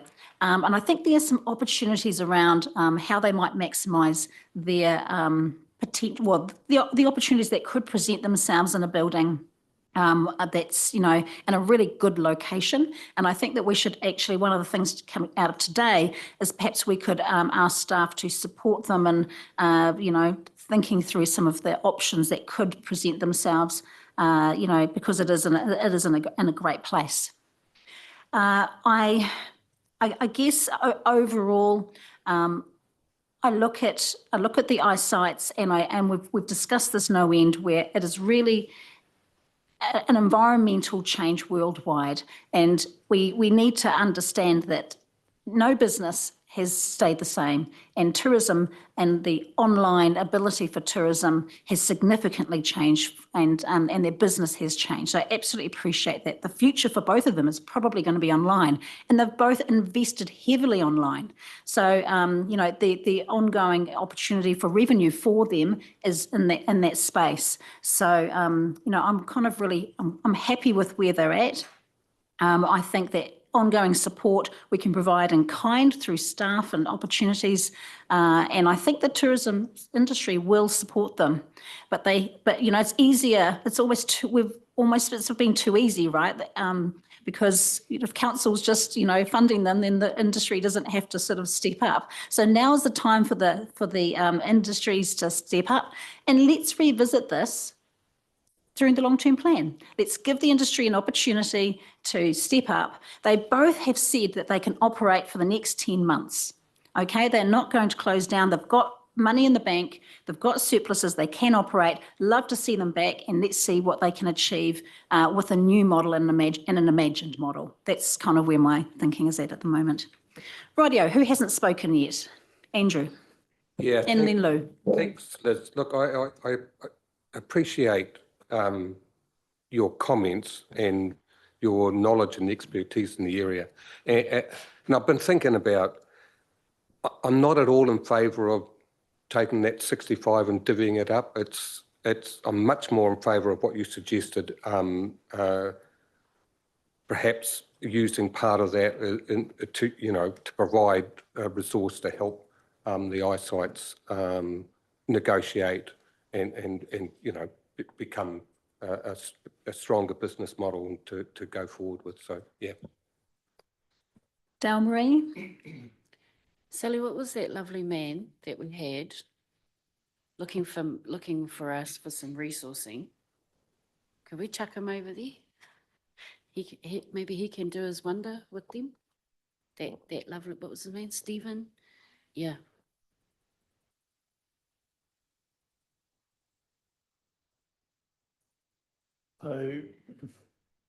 Okay, who's next? Lou, sorry. Yeah. Yeah, thank you, through you, Madam Chair. I tend to agree with what you're saying, and I think staff can actually encourage, particularly Te Amutu eyesight, to register members, which we haven't done. And Tom Davies was quite open that they hadn't followed that model. And I do think that we can actually, with staff, help them implement that and actually get them to actually fund it. But they will need help over that interim period, because they're actually trying to develop and continue with a model. If they do what they're doing now, won't work. And we can't, you know, it's the old adage, if you get fed, you keep coming back to where you get fed. So you've got to wean it off at some time. Any mother knows that. So that's what happens. So we've got to wean those funds off. But I do think if we can educate them to go through and ask all of those people that they are supporting to become, as I say, members, and fund them over time, get staff to do that, I think we can look at an option that would work a lot better. The big advantage they've got in Te Amutu is they don't have to pay rent or anything like that. They've got a trust. They've got the virtual building. So they've actually got a site, no problems. So, and in the future, when we do Te Arawai and everything, they need to be there. They do need to be there. Thank you. Thank you, Lou. Now, who hasn't spoken and wants to speak? Philip. Thank you. So where are we with this now? Are we putting it on hold, or are we having a vote, or where are we with this now? So are you wanting, what's your question, sorry? Well, are we deciding, are we putting it to a vote whether there's no vote for this, no. So we have recommendation. Well, there's the recommendations A to F for the enhanced annual plan, but I can have a show of hands. I get the feeling that we're probably, once everyone has spoken, I'll just ask for a show of hands, just so we can understand whether we will fund them or not. But there's no vote. Right. Is there anyone else that wanted to speak on this item? No, okay. So perhaps just for absolute clarity, Claire's instructed me already this morning for absolute clarity about if you are, what's the best way to do this? Just coming back to the resolutions after. This. Yeah, so just an indicator, if people want to have an indicator around the table. Okay, perhaps if you could indicate if you are happy with the existing plan, which is to not consider any extra funding for the eyesights. So not funding. Is there people who would put their hand up?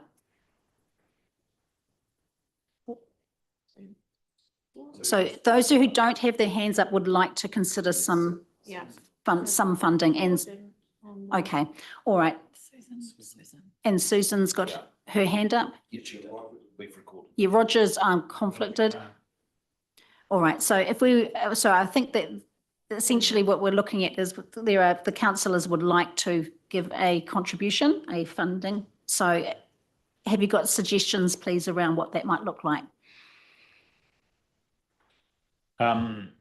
Suggestions as a one-off, the 50k to Cambridge, but I don't believe we should personally be supporting Te Amuru.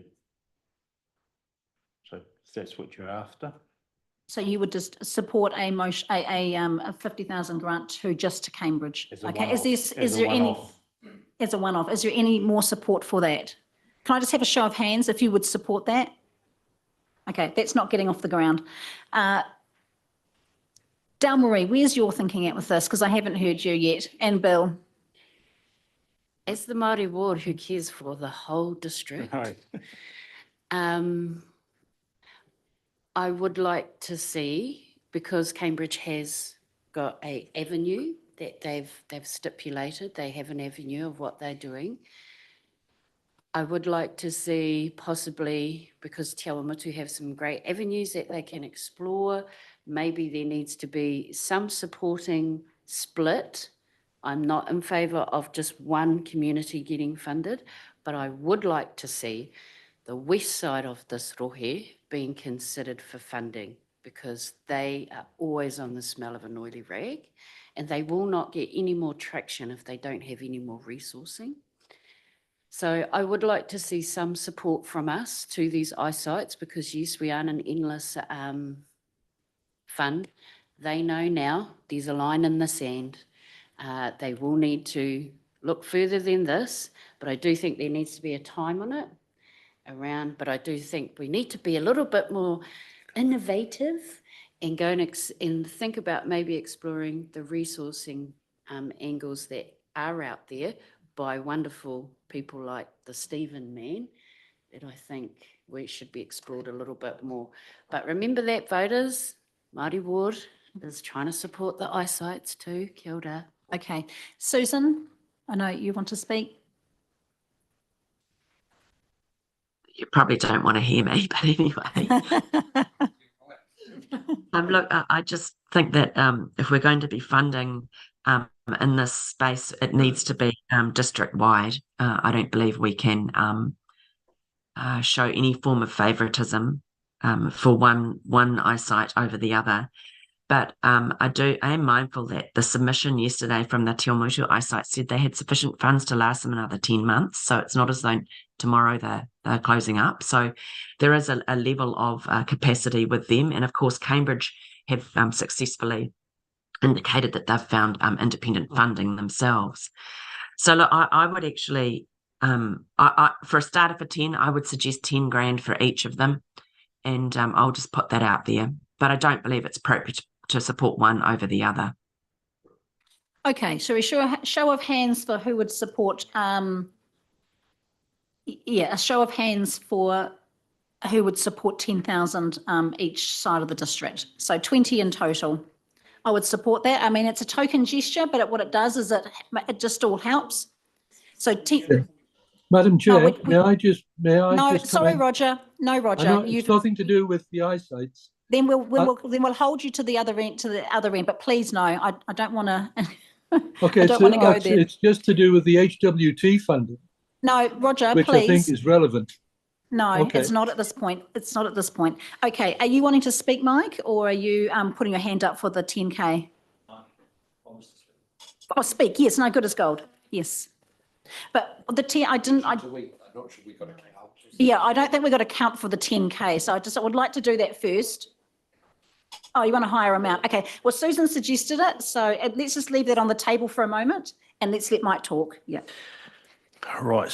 Hey, I totally agree. Both sides of the district need some money here. So in rough figures, we used to give them about 300,000. That's unaffordable, and actually, as Lou's alluded to, you keep feeding someone, they just keep coming back. So I think we're heading in the right direction of trying to get these folks self-sufficient, and that's clearly what I hear from both sides of the district of what they need to do.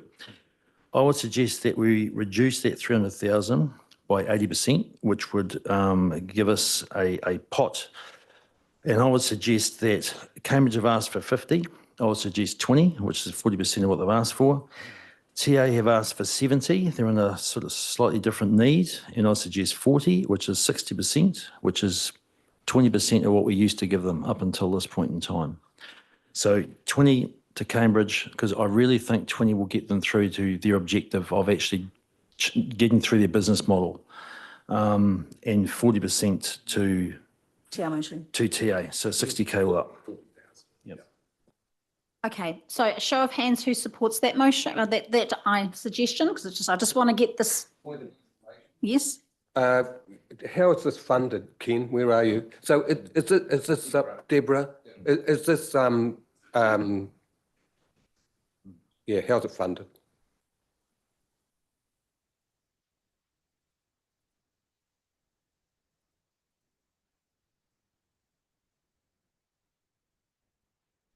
Through the chair, the eyesight costs from the annual plan previously have been funded not as grants, but as district-wide costs.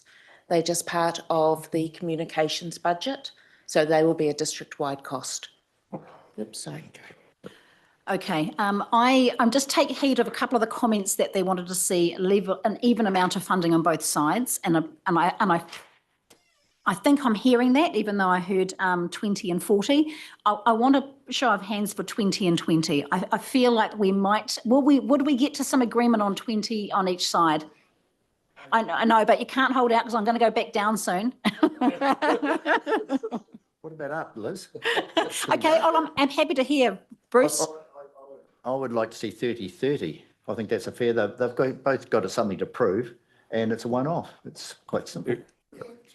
Okay, so I'm absolutely happy to ask for a show of hands. I suspect we're not going to get much higher than that, so hang on a moment. So can I just have the 30-30? And Susan? Can't see you, Susan. No, she's a no? Okay.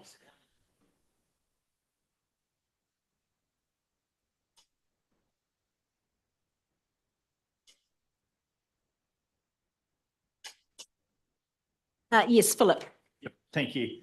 I'm sort of, but like Claire, probably hanging my hat on that 65. So I'm thinking 30 to Cambridge and 35 to Te Awamutu. But I'm happy with a split, Yes, so in principle, I'm happy with a split. Okay. But 30 to 35 is what I'm proposing. Thank you, Philip. Bill. Yeah, as we heard from the Māori ward, I'd like to see some collaboration worked into this. I wasn't opposed to the amounts that were being specified, but maybe that there's an amount that can be put in there for a collaboration. Yeah, I mean, I do take heed of what Dale Marie's suggestion around, this perhaps a specialist support to work with eyesights. It sounded like you might have someone in mind, but I guess that would be something we'd need to put a lot more effort into. I'll take some comments from Sally at this point. All I just want to highlight through the chair is that a complete review was completed and presented to service delivery at the 5th of December, which identified recommendations from a review completed in 2020, which included operating models, looking at all of those, how they could work together. I think what we've presented and appreciate the comments by Councillor Lou Brown earlier, that yes, understand that both of the eyesights are working really hard in light of the news that they received in December. However, I think one of the challenges was, and what has been presented over the last 2 days, is that they both have quite different operating models. And so the questions that were around the table around that were good questions from my perspective, in terms of challenging that operating models. But we had discussed that as part of the review with both of the sites, and that was all presented last year. So I think, only for my clarification is that in terms of if funding is provided as being discussed, what that looks like, because we agreed not to enter a service agreement, whether or not that's just a grant, a one-off grant, just for staff to be able to work with that. I'd appreciate that detail from you, because if it is a service agreement, there are already cuts to operating hours that have occurred this year. They're not, which is outside of the current service level agreement that we have with them until the end of June. So my request would just be that clarity from this decision would be great. Yeah, I'm getting enough nodding around the room to say this is a grant, not a contract to be entered. I think everyone, unless there's an alternative view, but I think that is certainly how we see this proceeding. And I think no matter what we do here, it is a. Oh, Deb is coming to the table. Let's see if there's a problem. It is not a problem. It is, again, just clarity that if you treat it as a grant, is it the same as all other grants, and therefore it gets funded by the area of benefit. Okay, thank you. So Cambridge, Te Awamutu, that aspect. Thanks, Deb. Yep, no, I think we're all happy with that.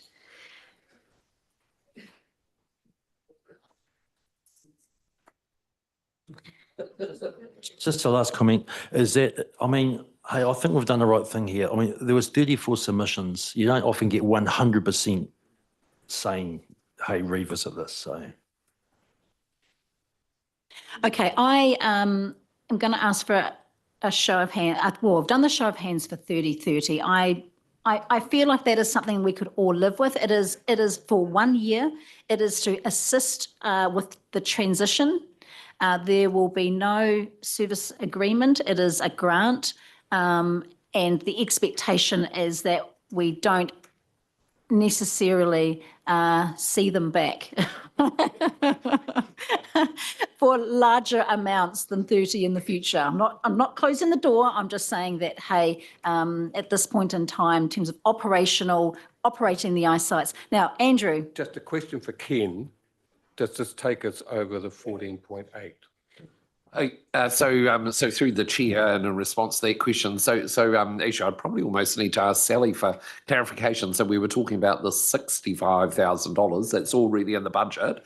So look, my assumption would be, unless Sally's jumping up and down, my assumption is we'd use 60,000 of that to fund this. So it's already essentially in your plan. Is that? Am I missing something here? Through the chair, no, Ken, you're on the spot. The only thing would be is if either of the sites did move away from their online view in terms of that funding, but obviously at this point of time we don't know that. Yeah, so through the chair, I guess that is a stipulation of this funding that they with their money, they maintain their online presence in a similar fashion to what they've already established. So if we make that a condition of the two grants, then that money is accessible and therefore no problem with the 14.8. Yeah, I think that's a really important part, actually, that the online presence continues to get the focus that it should, because of the, as I mentioned before, the changes out there to the environment. So I think this is something we can all live with. Can I just have a show of hands to see if there's any dissenting views on 30 for Cambridge, 30 for Te Awamutu? I'm happy to. Hands up, please. Make sure everyone's happy with that. 30. Okay, Susan's got her hand up. Okay, and obviously we've got an exception with Councillor Gordon, who had expressed a conflict of interest. Okay, everybody, I think we'll move on to the next item.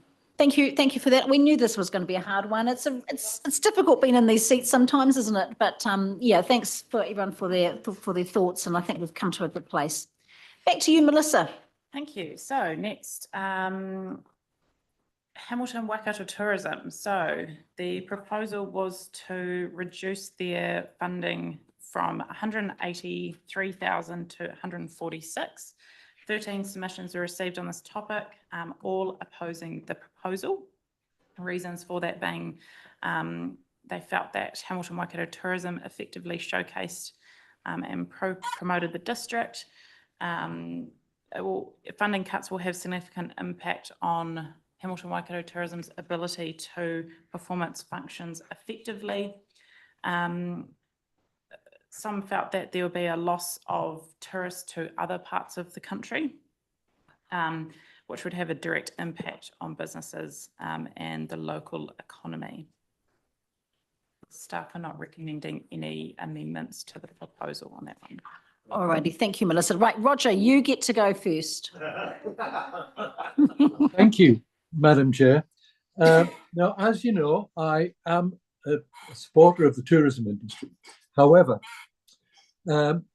what we heard yesterday was that the overall reduction in the funding from all of the other agencies have resulting in the total pool that Hamilton and Waikato Tourism have got being 41% down. Now, we've only reduced ours by 20%.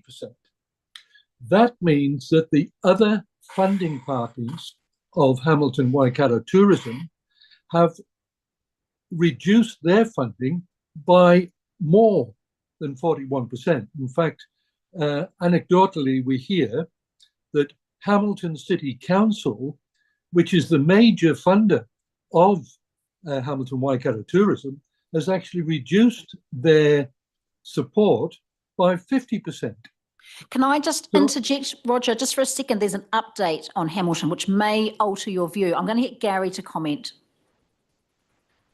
Just that I've been in contact with the City Council staff throughout this process, and they say that just whilst Hamilton City has not landed on a decision, the general observations of councillors at the end of the public hearings was in favour of funding Hamilton Waikato Tourism. So they haven't landed on a final position, but they're erring towards funding it.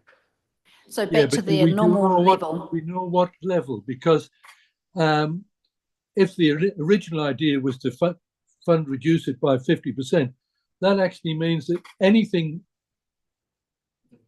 you know, even if it comes less than 40%, it still means that we're subsidising the services to the other territorial authorities. And I don't think we're in the position to. In fact, I don't think we should. Okay. So I'm actually suggesting that we should even further reduce our funding to Hamilton Waikato Tourism. Okay, thanks, Roger. Okay, we'll head around the room on this item. Dalmarie. I'm going to support Roger Gordon today on what he just said, specifically because I'd actually like to see a few of those regional tourism groups like that, maybe with Te Waka too, have disestablished and that they get together some centralisation of the same work that they do in places. So I'm with Roger Gordon on this one. Kia ora. Thanks, Dalmarie. I'll jump in at the moment. So I'm quite happy with the recommendation, a 20% decrease. I thought there were some really strong comments made yesterday by the Hamilton Airport. They need an RTO if they are to attract another airline. No question around that. And also Tourism New Zealand and the other letters of support, without an RTO or any further reduction of funding could put the RTO into jeopardy. And I would hate to see that happen, because RTOs are required for any central government funding. So, for example, the thermal fund that came through, a lot of benefit to Waipahi through a number of events and things. So my stance would be to, I was going to support the recommendation. So we'll go Claire, Lou, and then Andrew. Yeah, I'm with you, Liz. I was really impressed actually with the case that was put forward for retaining the RTO, and the other supporters. but I think that reducing our support by 20%, I think that, you know, we're still showing a reasonable level of support. I'm comforted by the fact that it looks like Hamilton City will actually fully fund it. Like they were going to reduce it by 50%, which was a total of $357,945. So if that is retained, I'm sort of feeling pretty comfortable that the RTO will kind of be able to operate, yeah, pretty much, yeah. So I take Roger's and Dale's point that we shouldn't really be subsidising other councils, yeah, for this, but I am comfortable just with that just leaving it at that 20% reduction. Thanks, Claire. Lou? I'm very much in support of what you were saying, Madam Chair, and just quickly stating that I feel that the RTO, or the Regional Travel Organisation, is very, very important for our airport to get rail, to actually get aircraft coming in here. We've got things like Ruapehu and all these other things, ski fields and Waitomo. They're not actually in our area, but we benefit from people coming through our area to actually visit that. And we've got an airport that sits right there and makes it a lot easier to get to. And we've got to look at the wider thing. If we don't have a regional organisation promoting our area, we can miss out. So I would say the 20% reduction, happy with that, retain it as Quaker. Thanks, Lou. Andrew? Yeah, I support the position as well. I certainly would encourage, we need the RTO, and I would certainly encourage them to work closer with Tainui, as has been suggested to my esteemed colleague on my right. I mean, that can only benefit everyone. Okay, thanks, Andrew. Mike? Yeah, similar sentiments. Yeah, happy with it. Well, not happy, but the 20% reduction. And as we alluded through a lot of those submission papers, to lose an RTO in a region, there's massive economic impact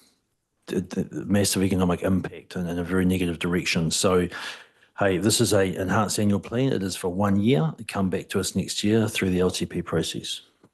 Right, can I just do a check-in with everybody? Hands up with the 20%. Have we got more than half? Yes, okay, good. Okay, I think, yep, okay, that's good. Okay, let's carry on moving through. That's all right with everyone. No other comments? No, carry on. The next is the community board funding. So just again, as a bit of a recap, the 23-24 funding amounts to the two community boards were $49,600. Through the enhanced annual plan, this was proposed to reduce to $20,000. Similarly, for the Pongia Ward Committee, their funding is proposed to be reduced from $27,600 to $10,000. So 12 submissions were received on this proposal, all but 2 were in opposition. The Cambridge Community Board accepted these cuts but requested that funding levels be reinstated for their long-term plan and future years. The Kahiki and Te Amuru Community Board acknowledged that, yep, tough times, but requested that their funding amount be reduced not to $20,000 but to $40,000 instead, so a little bit of an increase from what was proposed. Pongia Ward Committee again recognised tough financial situation and requested that their old funding levels be returned through the long-term plan as well. So staff have recommended a slight change with respect to what was proposed. So one of the things that came up through the Cambridge Community Board submission was that part of their responsibility is to deliver the Anzac Day ceremony, which is something that I understand we've delegated the responsibility to them. Based on this purely, staff are recommending they basically get an increase in their financial contribution to be able to accommodate that. And that's why the recommendation talks about an increase of $7,500 for the delivery of that event. Thanks, Melissa. Andrew. Yeah, look, I'm happy with that, but I'm going to, and look, these it's already been established. These community board funding come directly from the communities of interest. But I'm going to suggest that Te Awamutu Kihi also gets an extra 7,500 and Pirongia a proportionate amount, probably, I don't know, 3,000. Claire's going to Might hold start out for at more. 10. I can see it now. Yep. Can I just answer? Oh, I okay. actually Hang organised- hang on. What? So we're on the community board funding. So Lou, you've already expressed it. $7,500. No. Hold on. You have declared a conflict of interest. You're the community board members. So probably I have to exclude the community board members in this conversation. So that's. It's about the money that we actually received that amount of money already for the RSA. Yep. All right. So that money, $7,500, is already granted to us as in the annual plan. Yes. So all you're doing is moving that out, and that's why I say for the community board, it should actually be part of the annual plan. This is a thing that the council does for the community. Okay, it's not funding from a discretionary fund. We don't get it from there. I'll just correct you. So Lou, Andrew wasn't suggesting that it necessarily extra funding go to Anzac Day planning. He's just suggesting. Yeah, but it's not. It's nothing to do with the Anzac Day planning, though. An extra amount.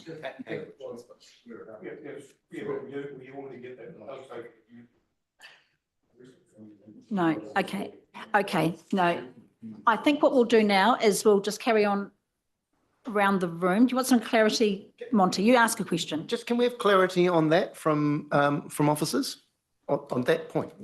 Does Te Awamutu get 7,500 for Anzac, just like? We get the road closures and the sound. We get the road closures and the sound system is paid for us. Okay, as we're the organising body, RSA. So you're just saying it's just the community board does the organisation. See what I'm saying? So, yeah, does that make sense? I'm going to let the two cousins work this out. Andrew, does your suggestion still stand, hearing Lou's explanation, or do you have something else to add? So probably not, actually. If that's $7,500 worth of road closures, whatever the council stands on this side of the district, that the community board does on the other side, is that correct? Yes. No, well, Sally, do you know? Does anyone really know?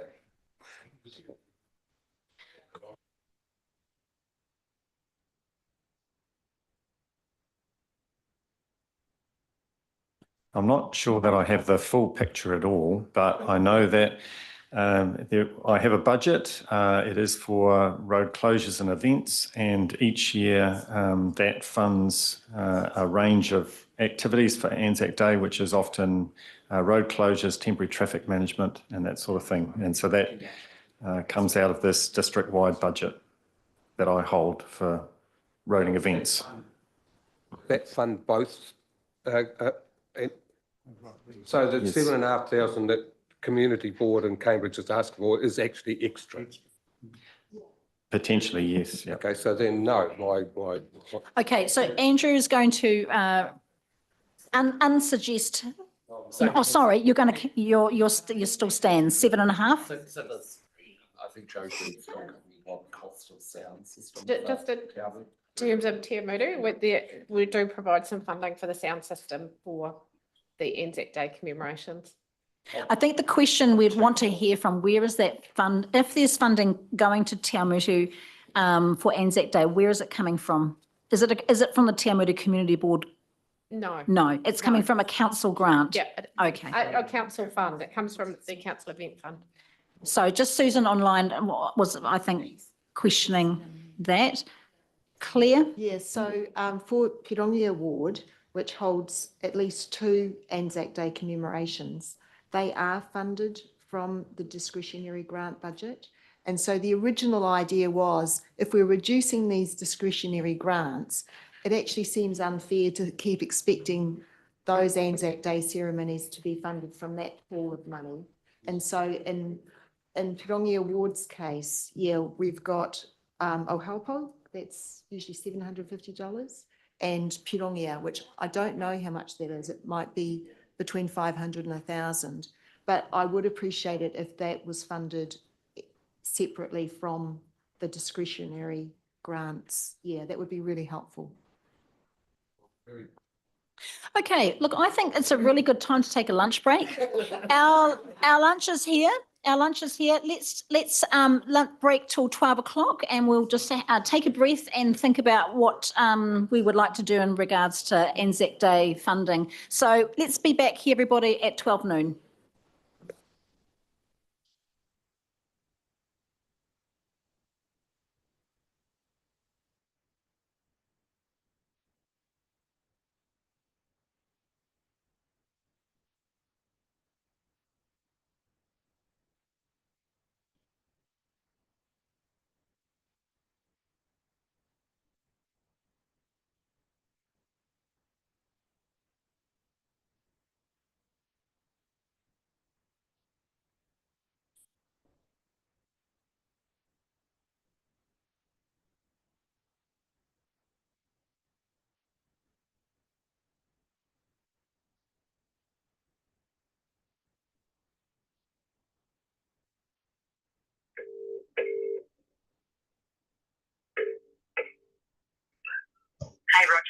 Hello, hang on for a minute.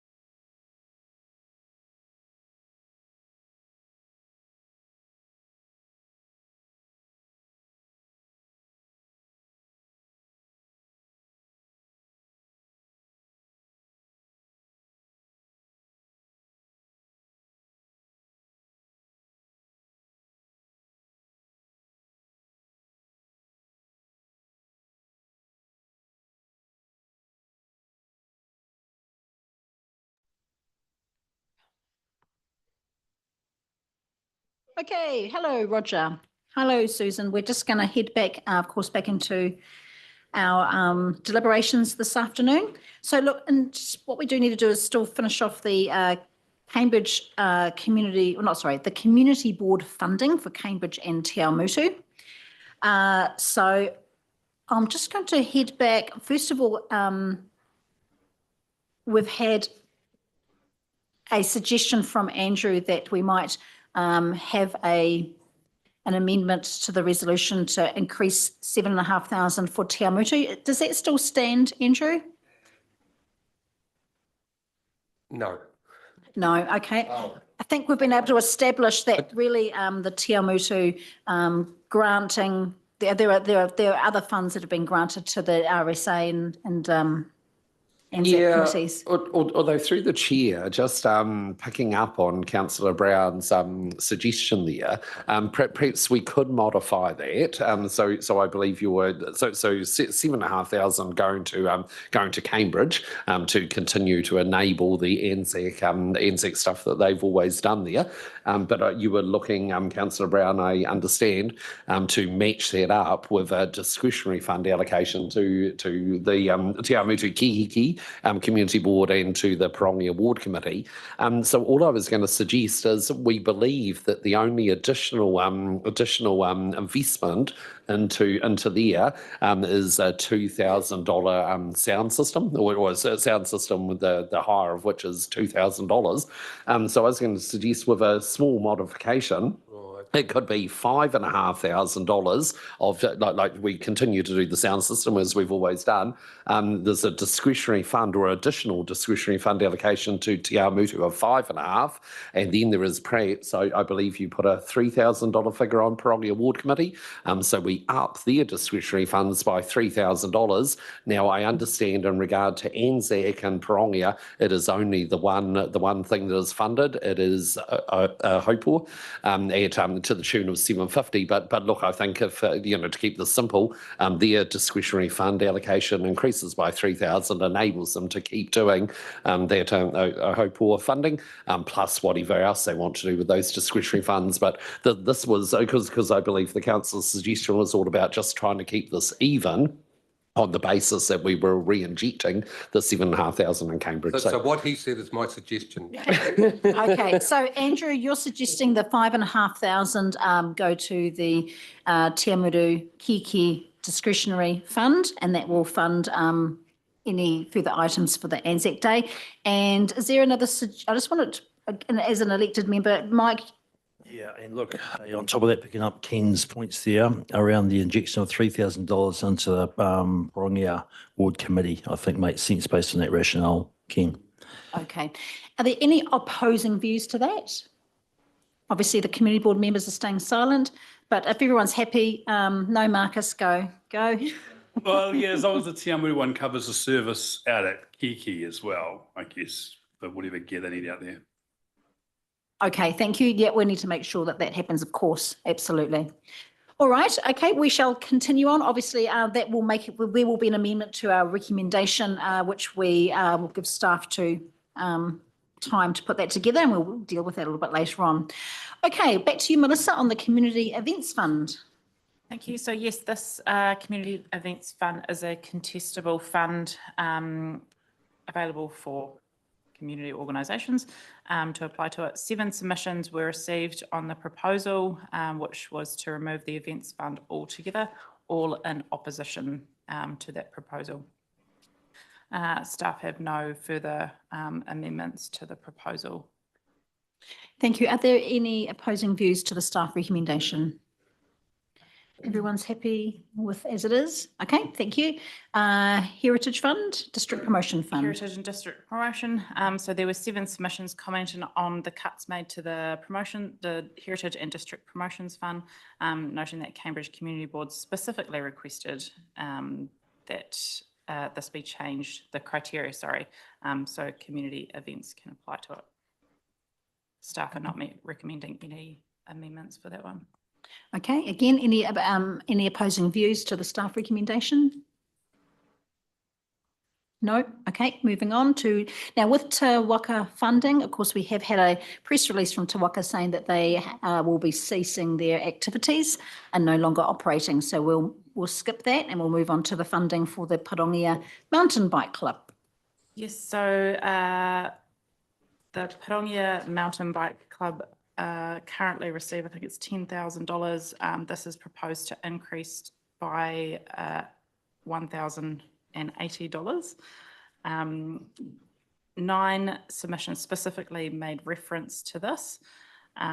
6 submissions were against and 3 were for the proposal. Staff are not recommending any further amendments. Okay, so any opposing views on this item? So this is supporting the increase, Yes. because that's what I support. The staff recommendation is to increase, and if there's no opposing views to that, we'll move forward. Yep. Okay, so now I believe we'll move into funding requests. Yes, so the following table in section 7 of the report is basically capturing all the funding requests that we have received through submissions. These may be organisations that we fund existing or not. So we'll just go through these. Actually, I don't think, with the exception of Pongia Rugby and Sports Club, staff are not proposing any additional amendments to the ones listed in the table. Okay, are there any items in the table that elected members would like to speak to specifically? So everyone's happy with the staff recommendation?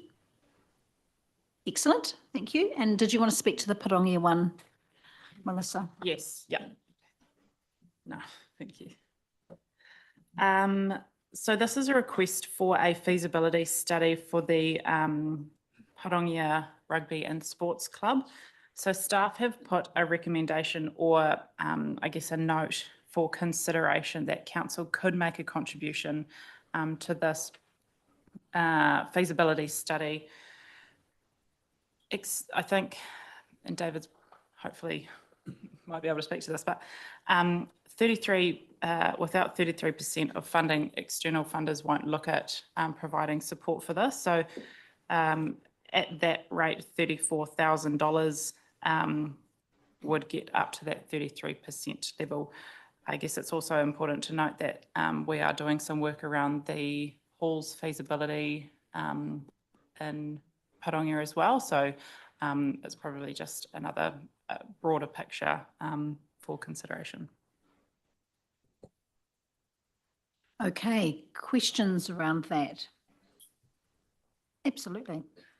Yeah, thanks. Look, I really appreciate this staff recommendation to even partially fund it, because I think it's a critical time for the sports clubs there to be looking at their facilities. You know, we're a growing community, and you know, they know that they've really got to do some upgrades to meet those needs. So this is, I suppose, one of the earliest parts of the puzzle that they've got to get in place, and to have, you know, council giving that 33%, I think would be amazing.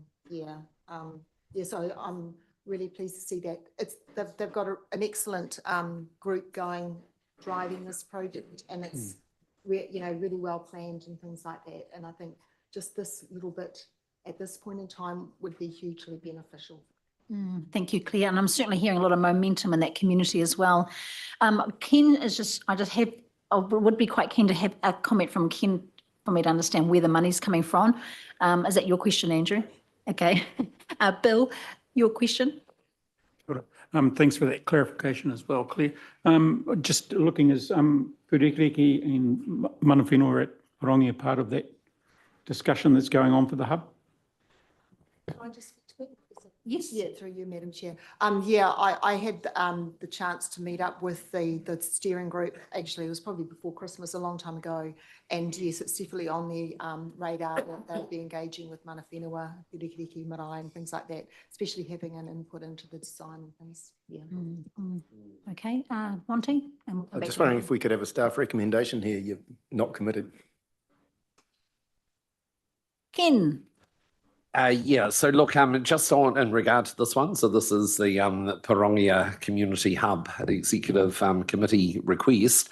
Yeah, look, yeah, actually, while we have given you indication of what the rating impact would be there, look, this is one that officers are not recommending. Yeah, look, I think from an officer perspective, we would be saying, look, this is something that should wait until next year. For consideration in the LTP discussions. So yeah, look, and I am sorry that we didn't make that more specific. And in hindsight, just looking at what this says, yeah, we should have actually said while it would cost that much, this is not the officer's recommendation, and therefore, of course, it does not flow through into the recommendations section of this report, because officers were not recommending this. But if council had a mind to contribute some funding to this, where could it come from? I'll let you ponder that for a moment. So just to be Andrew. clear, would it be district-wide funding for a kick, first of all? Yeah, so look, through the chair, if I could just look to Deborah for assistance here. So Deborah, I'm not sure if you've been following this through, but this is essentially like a feasibility type, feasibility type study. If we were, I mean, I guess it's a grant, isn't it? So it would come out of that rating area. Yeah, through the chair, being a grant. And Pongia, it would probably be charged against Pongia itself, or possibly, since that area does go wider, it could be Pongia, Te Awamutu and Kiki. If it wasn't considered a grant and it was something that council was doing as part of their work on the halls side of it, that would be district-wide. No, sorry, that would be under the urban hall rates. So it just depends where it does come from. But it is basically done between Pongia and Te Awamutu, ultimately. Okay, thank you. Okay, is there momentum around the room? Andrew, I was going to say. Sorry, I'll just carry on. Because, that was a lead in, I suppose. I guess my question is, probably no one here can answer it, but is contributing 34,664 actually any good to them? I mean, have they got the difference to? And if we did say we're going to contribute that, I presume we don't hand it over in cash. We wait for an invoice from the. Yeah, Ken's nodding his head. So. Okay, I'm just thinking at this point in time that the project is probably in its very early stages. So I think, given that we really haven't heard from the group yet, it would be great to invite them to give us a presentation as to what their aspirations are, and that could be before the LTP. But perhaps, David, I'll hand to you, but I feel like we may need just more information what the plans are. So through the chair, we've been working with them since October last year and provided them some good guidance to go through the project with them. And it made sense because it was sitting along next to our whole feasibility study. And when you're looking at the population of Pongia, how many facilities do you need for the Pongia spaces? So we were looking at what spaces council are providing and what spaces they could be providing. They are looking at a total reconfiguration of their building to better suit their needs. The reason why the 33.33, got to make that point, because the external funders require that from an organisation to entertain any other monies that they will get. So hence why the 33.33% was put forward. Okay. Is everybody happy with this? I think we would love to be able to contribute something at this point, but perhaps, again, I just think we need a little bit more information ourselves before we can probably just decide. Sorry, Liz? Bruce. I was just going to say the same as what Andrew said. I think they haven't come to us and said, look, we've got 70,000 already. We need your 30. So I think just tied over for later. Oh, Ken, yes. And look, I think, Chair, I didn't say before, but a big thing in terms of the office's recommendation in terms of this being much more suitable for consideration with the LTP next year is the fact that, you know, we pushed pause on so many other projects. So, yeah, you know, it would seem counterintuitive to suddenly select this one in isolation when we pushed pause on so much else. So really that was, sorry, I should have probably said that was a big part of the office's thinking. Yeah. All right. No, I'm reading the room, and I understand. Yeah, we will just wait to probably wait to see a presentation from the group. I think that would be great to have them around here. Okay, let's move on to other submission points. So we'll start off with the airport wastewater rate. Thank you. So through the chair, when we go out for consultation on anything like an annual plan, we do receive submissions in relation to matters that are kind of outside of scope or in addition to things that we have specifically proposed. So the airport wastewater rate, and I'll let Martin provide the detail on it, but basically this is a change to how the wastewater activity in that area has been funded. We did make contact with the affected property owners via a letter advising them of this change. We weren't specifically asking for feedback, but we have received 2 submissions in response to that letter that did go out. I'll hand over to Martin to provide you details on the proposal. Thanks, Martin. Most of the information is in my response to the submissions.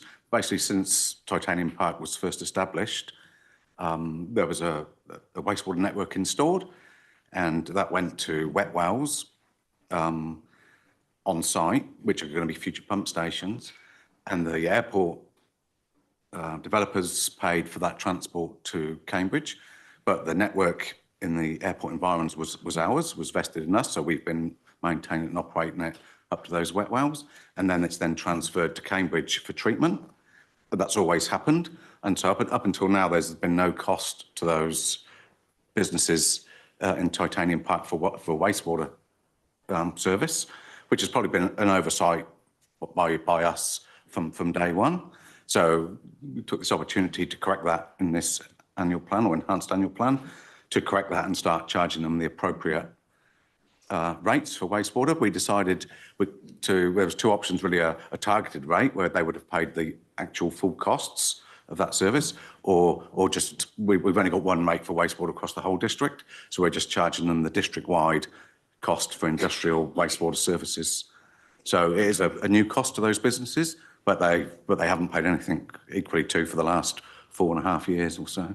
Thank you, Martin. And of course, we just appreciate we had this item just recently as well. So look, it seems like there needs to be a bit more communication, perhaps to those business owners about the change. Perhaps that communication has missed these 2 submitters in particular. I don't know, but if we can follow up with them, that would be great. Yeah, I mean, there was 60 properties affected, I say, and we only heard from 2.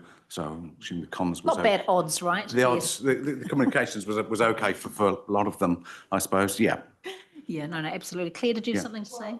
Well, yeah, I really support more communication on it. Like, if it was part of the annual plan package of things, like I don't recall seeing that in the stuff that we were presented when we were approving all this for consultation. So I'm not sure was it part of our package or not, because if I'd realised it at the time, I think I would have been thinking, gosh, we should actually be factoring in some meetings or some sort of opportunities for people to discuss it, because I do actually see it as quite a big change for those businesses. And one of the business owners has said, look, they just use that particular property they've got for storage. They don't actually have staff there, so it's not really fair that they're going to have charged with a wastewater rate now and things. And those things really need to be talked through.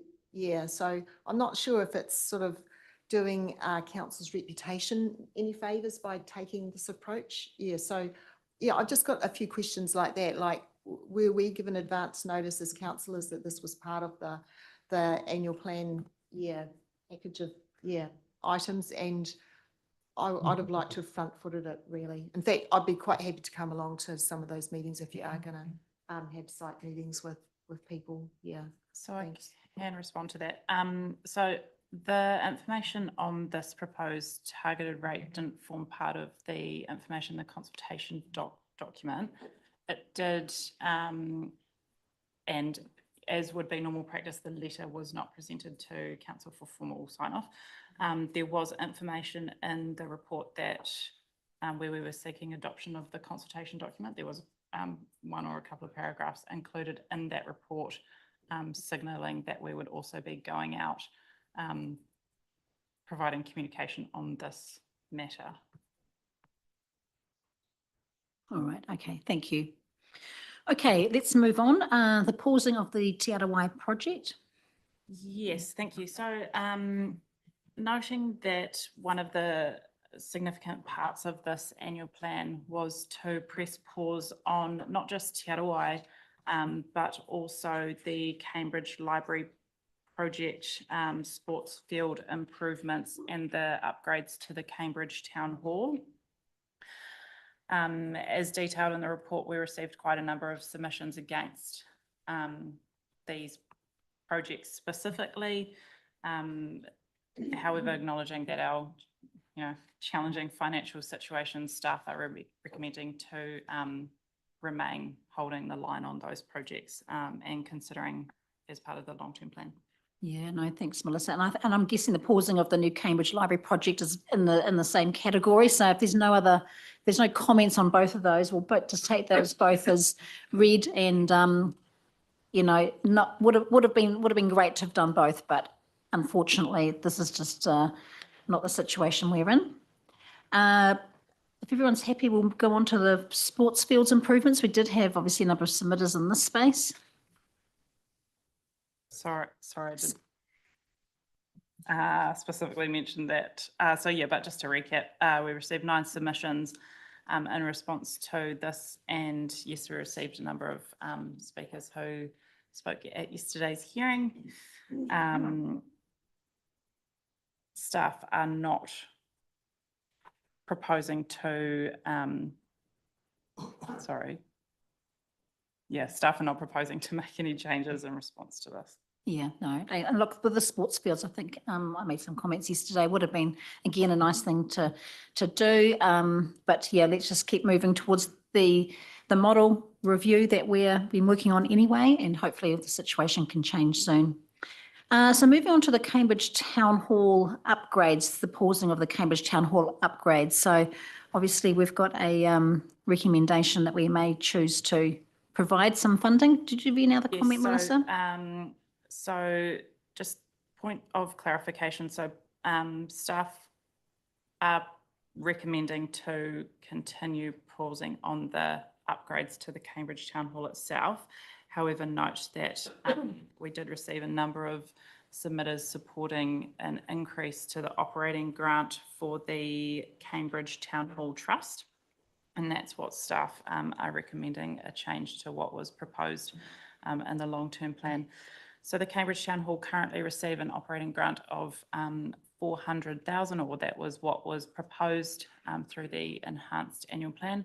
We are proposing to increase that to 503,000 with a rating impact on 0.12% for next year.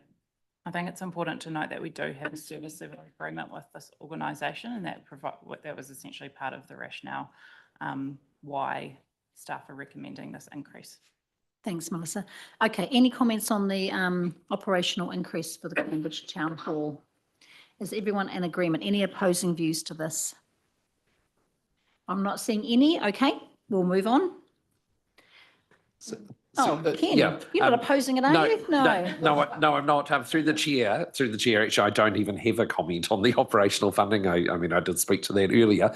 Look, I just wanted to be really clear, just jumping back to the town hall upgrades and the push pause on that. We are really clear in this report that it was the 26-27 upgrades. So I just want to be really clear that currently they are working on some upgrades to the Victorian room, the Edwardian room, the kitchen, etc. So that is money that was approved and is currently in our current budgets.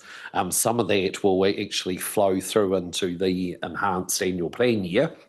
But look, it is money that we clearly granted to them in the LTP, and that they were well advanced in their planning. They just so well advanced in their planning. They just hadn't completed the work. So I mean, we were not yanking that money away from them. So I just need to be really clear. There is some upgrade funding going in, well previously agreed and in motion at the moment. Thanks, Ken. Okay, new third bridge in Cambridge. Yes, so 12 submissions did make reference to the third bridge in Cambridge.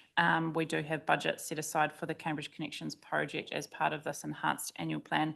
Staff are proposing to retain that, acknowledging that Cambridge Connection has been, it's a separate project that has been, treated all through that in terms of the proposal for the third bridge and the like. Okay, thank you. No comments. Looking over at Andrew. Right, miscellaneous. Miscellaneous items. So thriving communities collaboration, creative Waikato, housing affordability, cycle path pedestrian infrastructure. Should we take those ones? Are there any comments on any of those? Marcus. Comments. So the lady who did the presentation about the growing sustainably and stuff like that now. Taylor. So is staff going to do anything about that? Because like I have asked before about meadows and wildflower plantings and bits and pieces and stuff and costs. Can there be cost savings in doing that kind of thing? Is this something that we're going to look at? Brad, do you want to take that one? It was an excellent presentation from Taylor, wasn't it? Mm.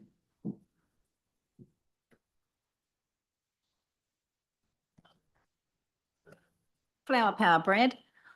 Flower power. First of all, probably just through the chair, highlight some things we are doing in that space. So already we're encouraging the retirement of land near some of those water bodies through environmental benefit lots, subdivisions, and through acquisition of land near existing reserves. We also use our existing budgets, operational budgets, to increase riparian buffers around conservation reserves, involvement such as Taia Te Tau and forums such as the Pelaka Call with our staff. And there's always more work that can be done through the renaturalisation of streams, which will be something that we can consider through the long-term plan next year as well. Councillor Gower, yes, we have looked into, I think one of your recommendations from a previous meeting. We linked up with our comrades in Hamilton to see how their study was going. It was a trial, and they still are working through that. There are some things to be cognizant of around when that trial, when the fields are mown down. The additional cost, you've got to go quite a bit slow with the mower across it because it does take a bit of time to actually cut that long grass unless you bale it. We do some of that already ourselves in the Rohe, like we do Oaks Arboretum, for example, some of our leases that we do with grass harvesting and the like around some of our areas we don't currently have developed. So we are already doing a bit in that space. And there's also the additional cost of mowing the intricacies. So instead of putting a big mower across it, which is quite an efficient way of cutting or managing land, the smaller mowers create a bit more. So it's a bit of a balance, and so we're still watching, and we're working with Hamilton City Council quite closely on that, just to see how they go, and we can continue to do that ourselves as well. We can do a couple of trials, but I don't think it's going to be a magical silver bullet that's going to save us lots and lots of money. All righty, okay, clear. Yeah, I'd just like to say also that I really liked Taylor's presentation, and yeah, I'd be keen to see us maximising, yeah, those practices as much as possible. Like some of the things was about Kai security too, which was another submitter too, and community gardens, which I think we already do a little bit of that. Yeah, but be keen to see if they're, and could be, yeah, I suppose expanded, and that's probably going to need collaboration with local groups as well. Yeah, and then some of the points that Taylor made was around stormwater management actually. Yeah, so I don't know if that's your area or if it's planning and regulatory and that kind of thing. Like I do know that they do incentivize, yeah, some natural stormwater management, but yeah, like it's a pretty broad area actually. Yeah. That's right. I think especially in some of our new developments, we've seen a lot of that, stormwater management through collaboration with Martin's team and also Brian's team in terms of boom management as well. So some of the rain gardens recently around Te Kotu, we're definitely looking and lean into that space. So I agree, it was a fantastic presentation from Taylor, and yeah, long live more of those types of submissions.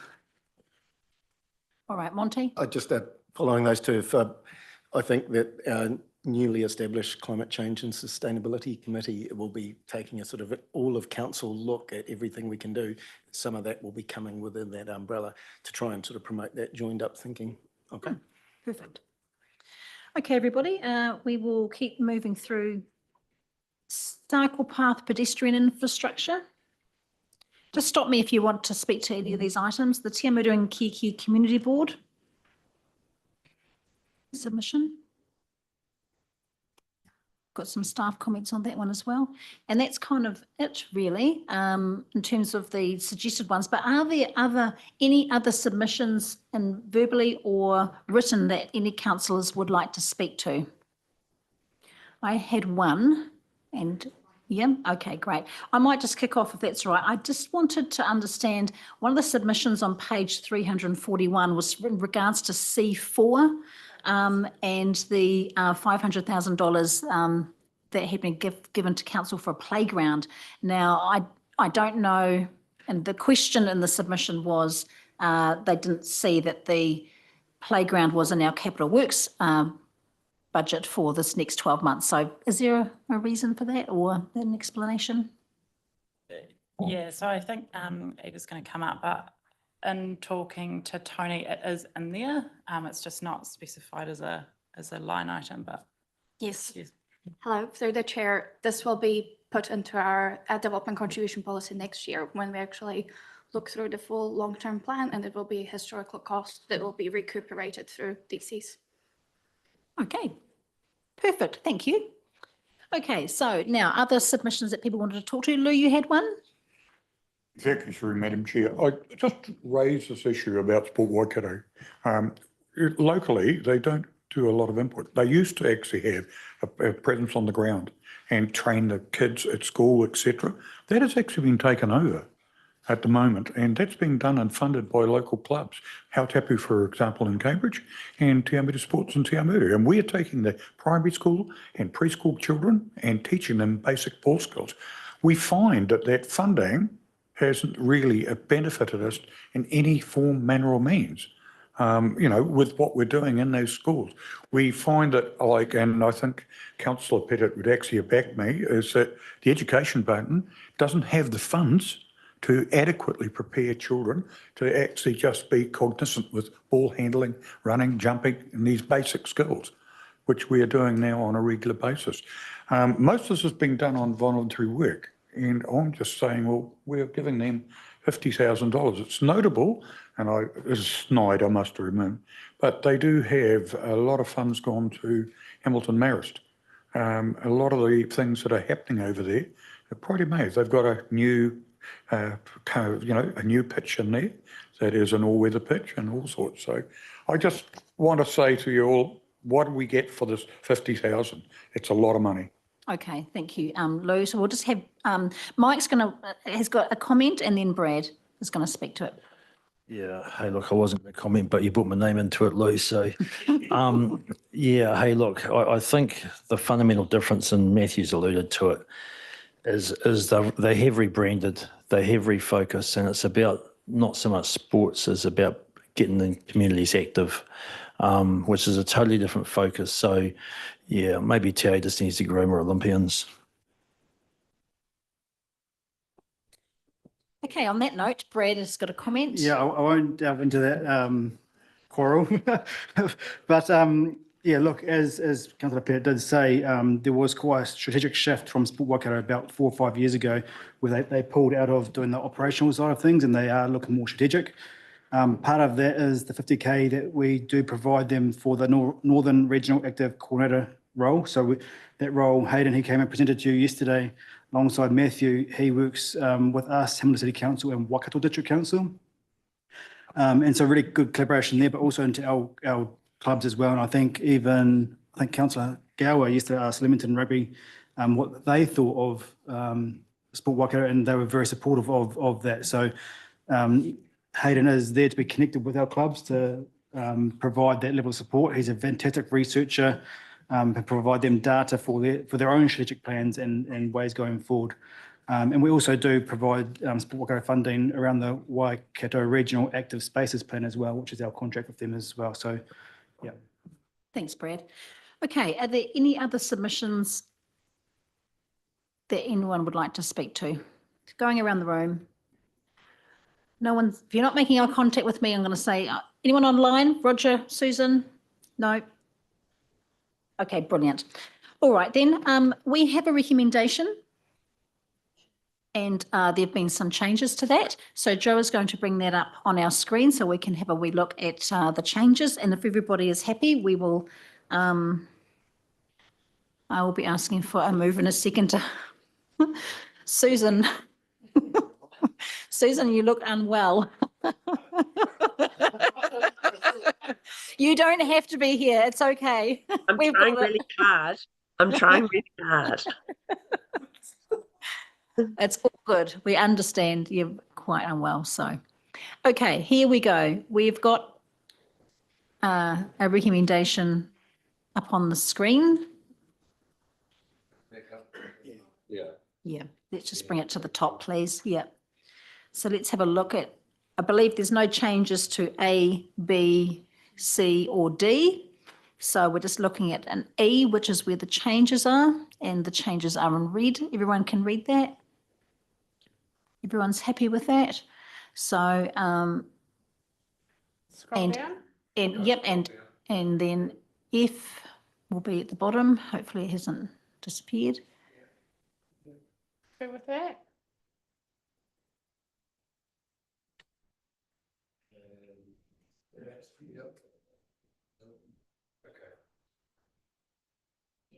Great. Yeah. Whoops, sorry.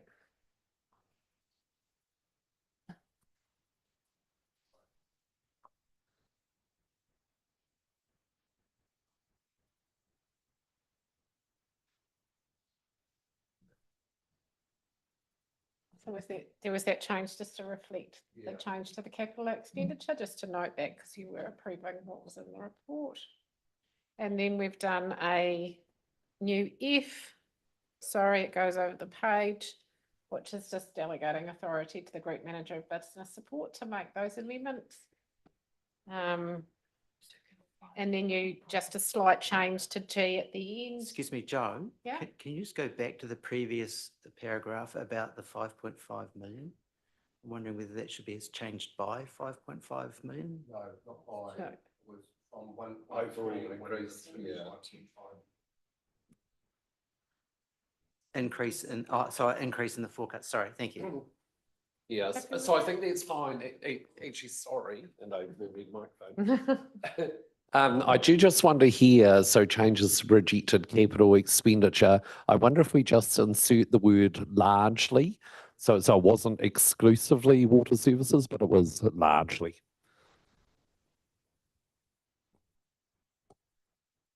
Yeah, happy with that. And then that delegation to the Group Manager Business Support to make those changes that you've agreed, and then just a slight change to that final one to reflect the fact that we've got a new F, so it's the changes in E and F. Excellent. Thank you, Jo. Appreciate that. Okay, so if everyone's had an opportunity to see the changes, and if there's no alternate views, I have had, no, we're stopping. It's just me, or should it be us? Oh, 'Cause I mean, I did see that it had been changed. Yeah, I did know that it had been changed, so I would have preferred it to be joint, but. Yeah, I think I'd prefer it to be joint because Kirsty is the owner. Yeah. Okay, so we're going to make a change to F where with the including group manager of strategy and also keeping Ken there as well.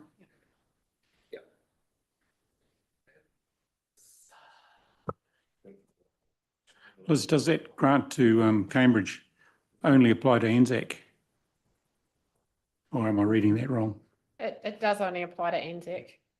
So the armistice is not in that? I thought the request from the board was for the armistice and Anzac. Armistice is actually currently funded through their sister cities budget, which they get as a separate allocation, and it's approximately 12,000 per year. So it comes out of that budget. So they, the board asked for it, they already had money for it. Yeah, so it's actually ended up, it does actually sit in that sister cities budget. Yeah. So through the chair, so sorry, this is getting a little bit pedantic, but Jo, I just wonder if it, just for consistency, we just put a comma in the 3,000. And sorry, that is getting pedantic, but yeah.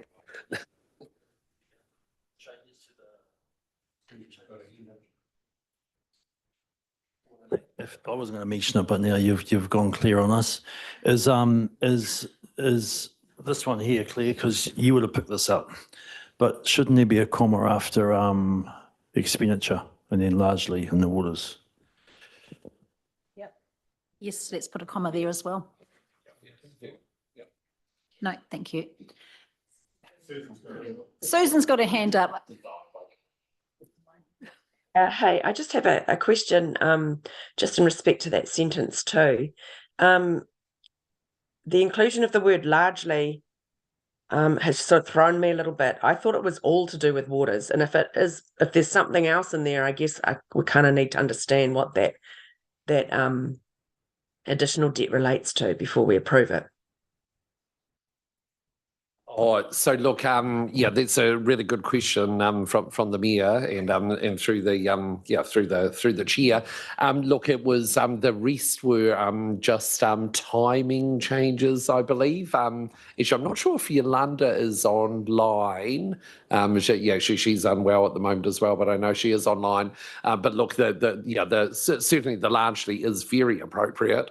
And the rest was just it was just some changes in timing between the years, like either carry forwards or doing early, and very small amounts. The net difference was very small.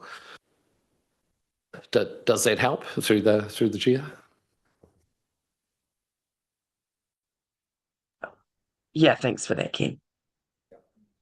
And look, sorry, further through the chair on that, I mean, the numbers will be very, very clear in the actual annual plan document themselves. And it is not like I'm asking, not like officers are asking you to be changing capital budgets. It just is around the margins in terms of timing.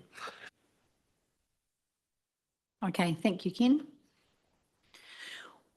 Okay, so if everyone is now happy with the amendment to the recommendation, Andrew is going to move, Mike is going to second.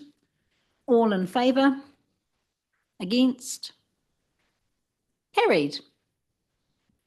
Right, everybody, that concludes our enhanced annual plan and fees and charges meeting for today. We will close with a karakia to conclude the day, and then we will be all free to leave. Tēnā tātou i te whare. Tēnā koe i te tūru a Liz i whakahaere tā tātou mahi. Tēnā tātou o nā raurangatira i noho nei ki tēnei tepu i whakamana te kōrero o te hāpuri i roto i etihi submission ki roto i tō mātou mahi i te enhanced plan. Tēnā tātou. he karakia whakamutinga. Unuhia ki te uru tapunui kia wātea, kia māma te nākau, te tina nā te wairua, koiara ka whakairia ki runga, kia tina, haumie, huie, tai kie. Thank you, Dale Marie. Just a huge thank you to all the staff that have been involved in this process. The enhanced annual plan, I don't know if we'll ever get to do another one. We should actually, enhanced are probably, it's quite a unique situation. We'll be into our long-term plan before we are into the long-term plan. But look, thanks to all the staff that have been present. Obviously the commitment you show ongoing is always very much appreciated, especially to the strategy team, Melissa, Kirsty, finance team as well, comms and engagement. Look, I'm going to start to forget people, but yeah, I mean, it's obviously a huge team effort. So thanks to everyone on board. Roger, have you got a question? No, I haven't. Well, maybe it might be a question. I see that we still got planned in our calendars a meeting for tomorrow. Are we going to go through all this again tomorrow? You have a free day tomorrow, Roger. So the rest of today and tomorrow will no longer be needed for deliberations. We've concluded a little earlier, so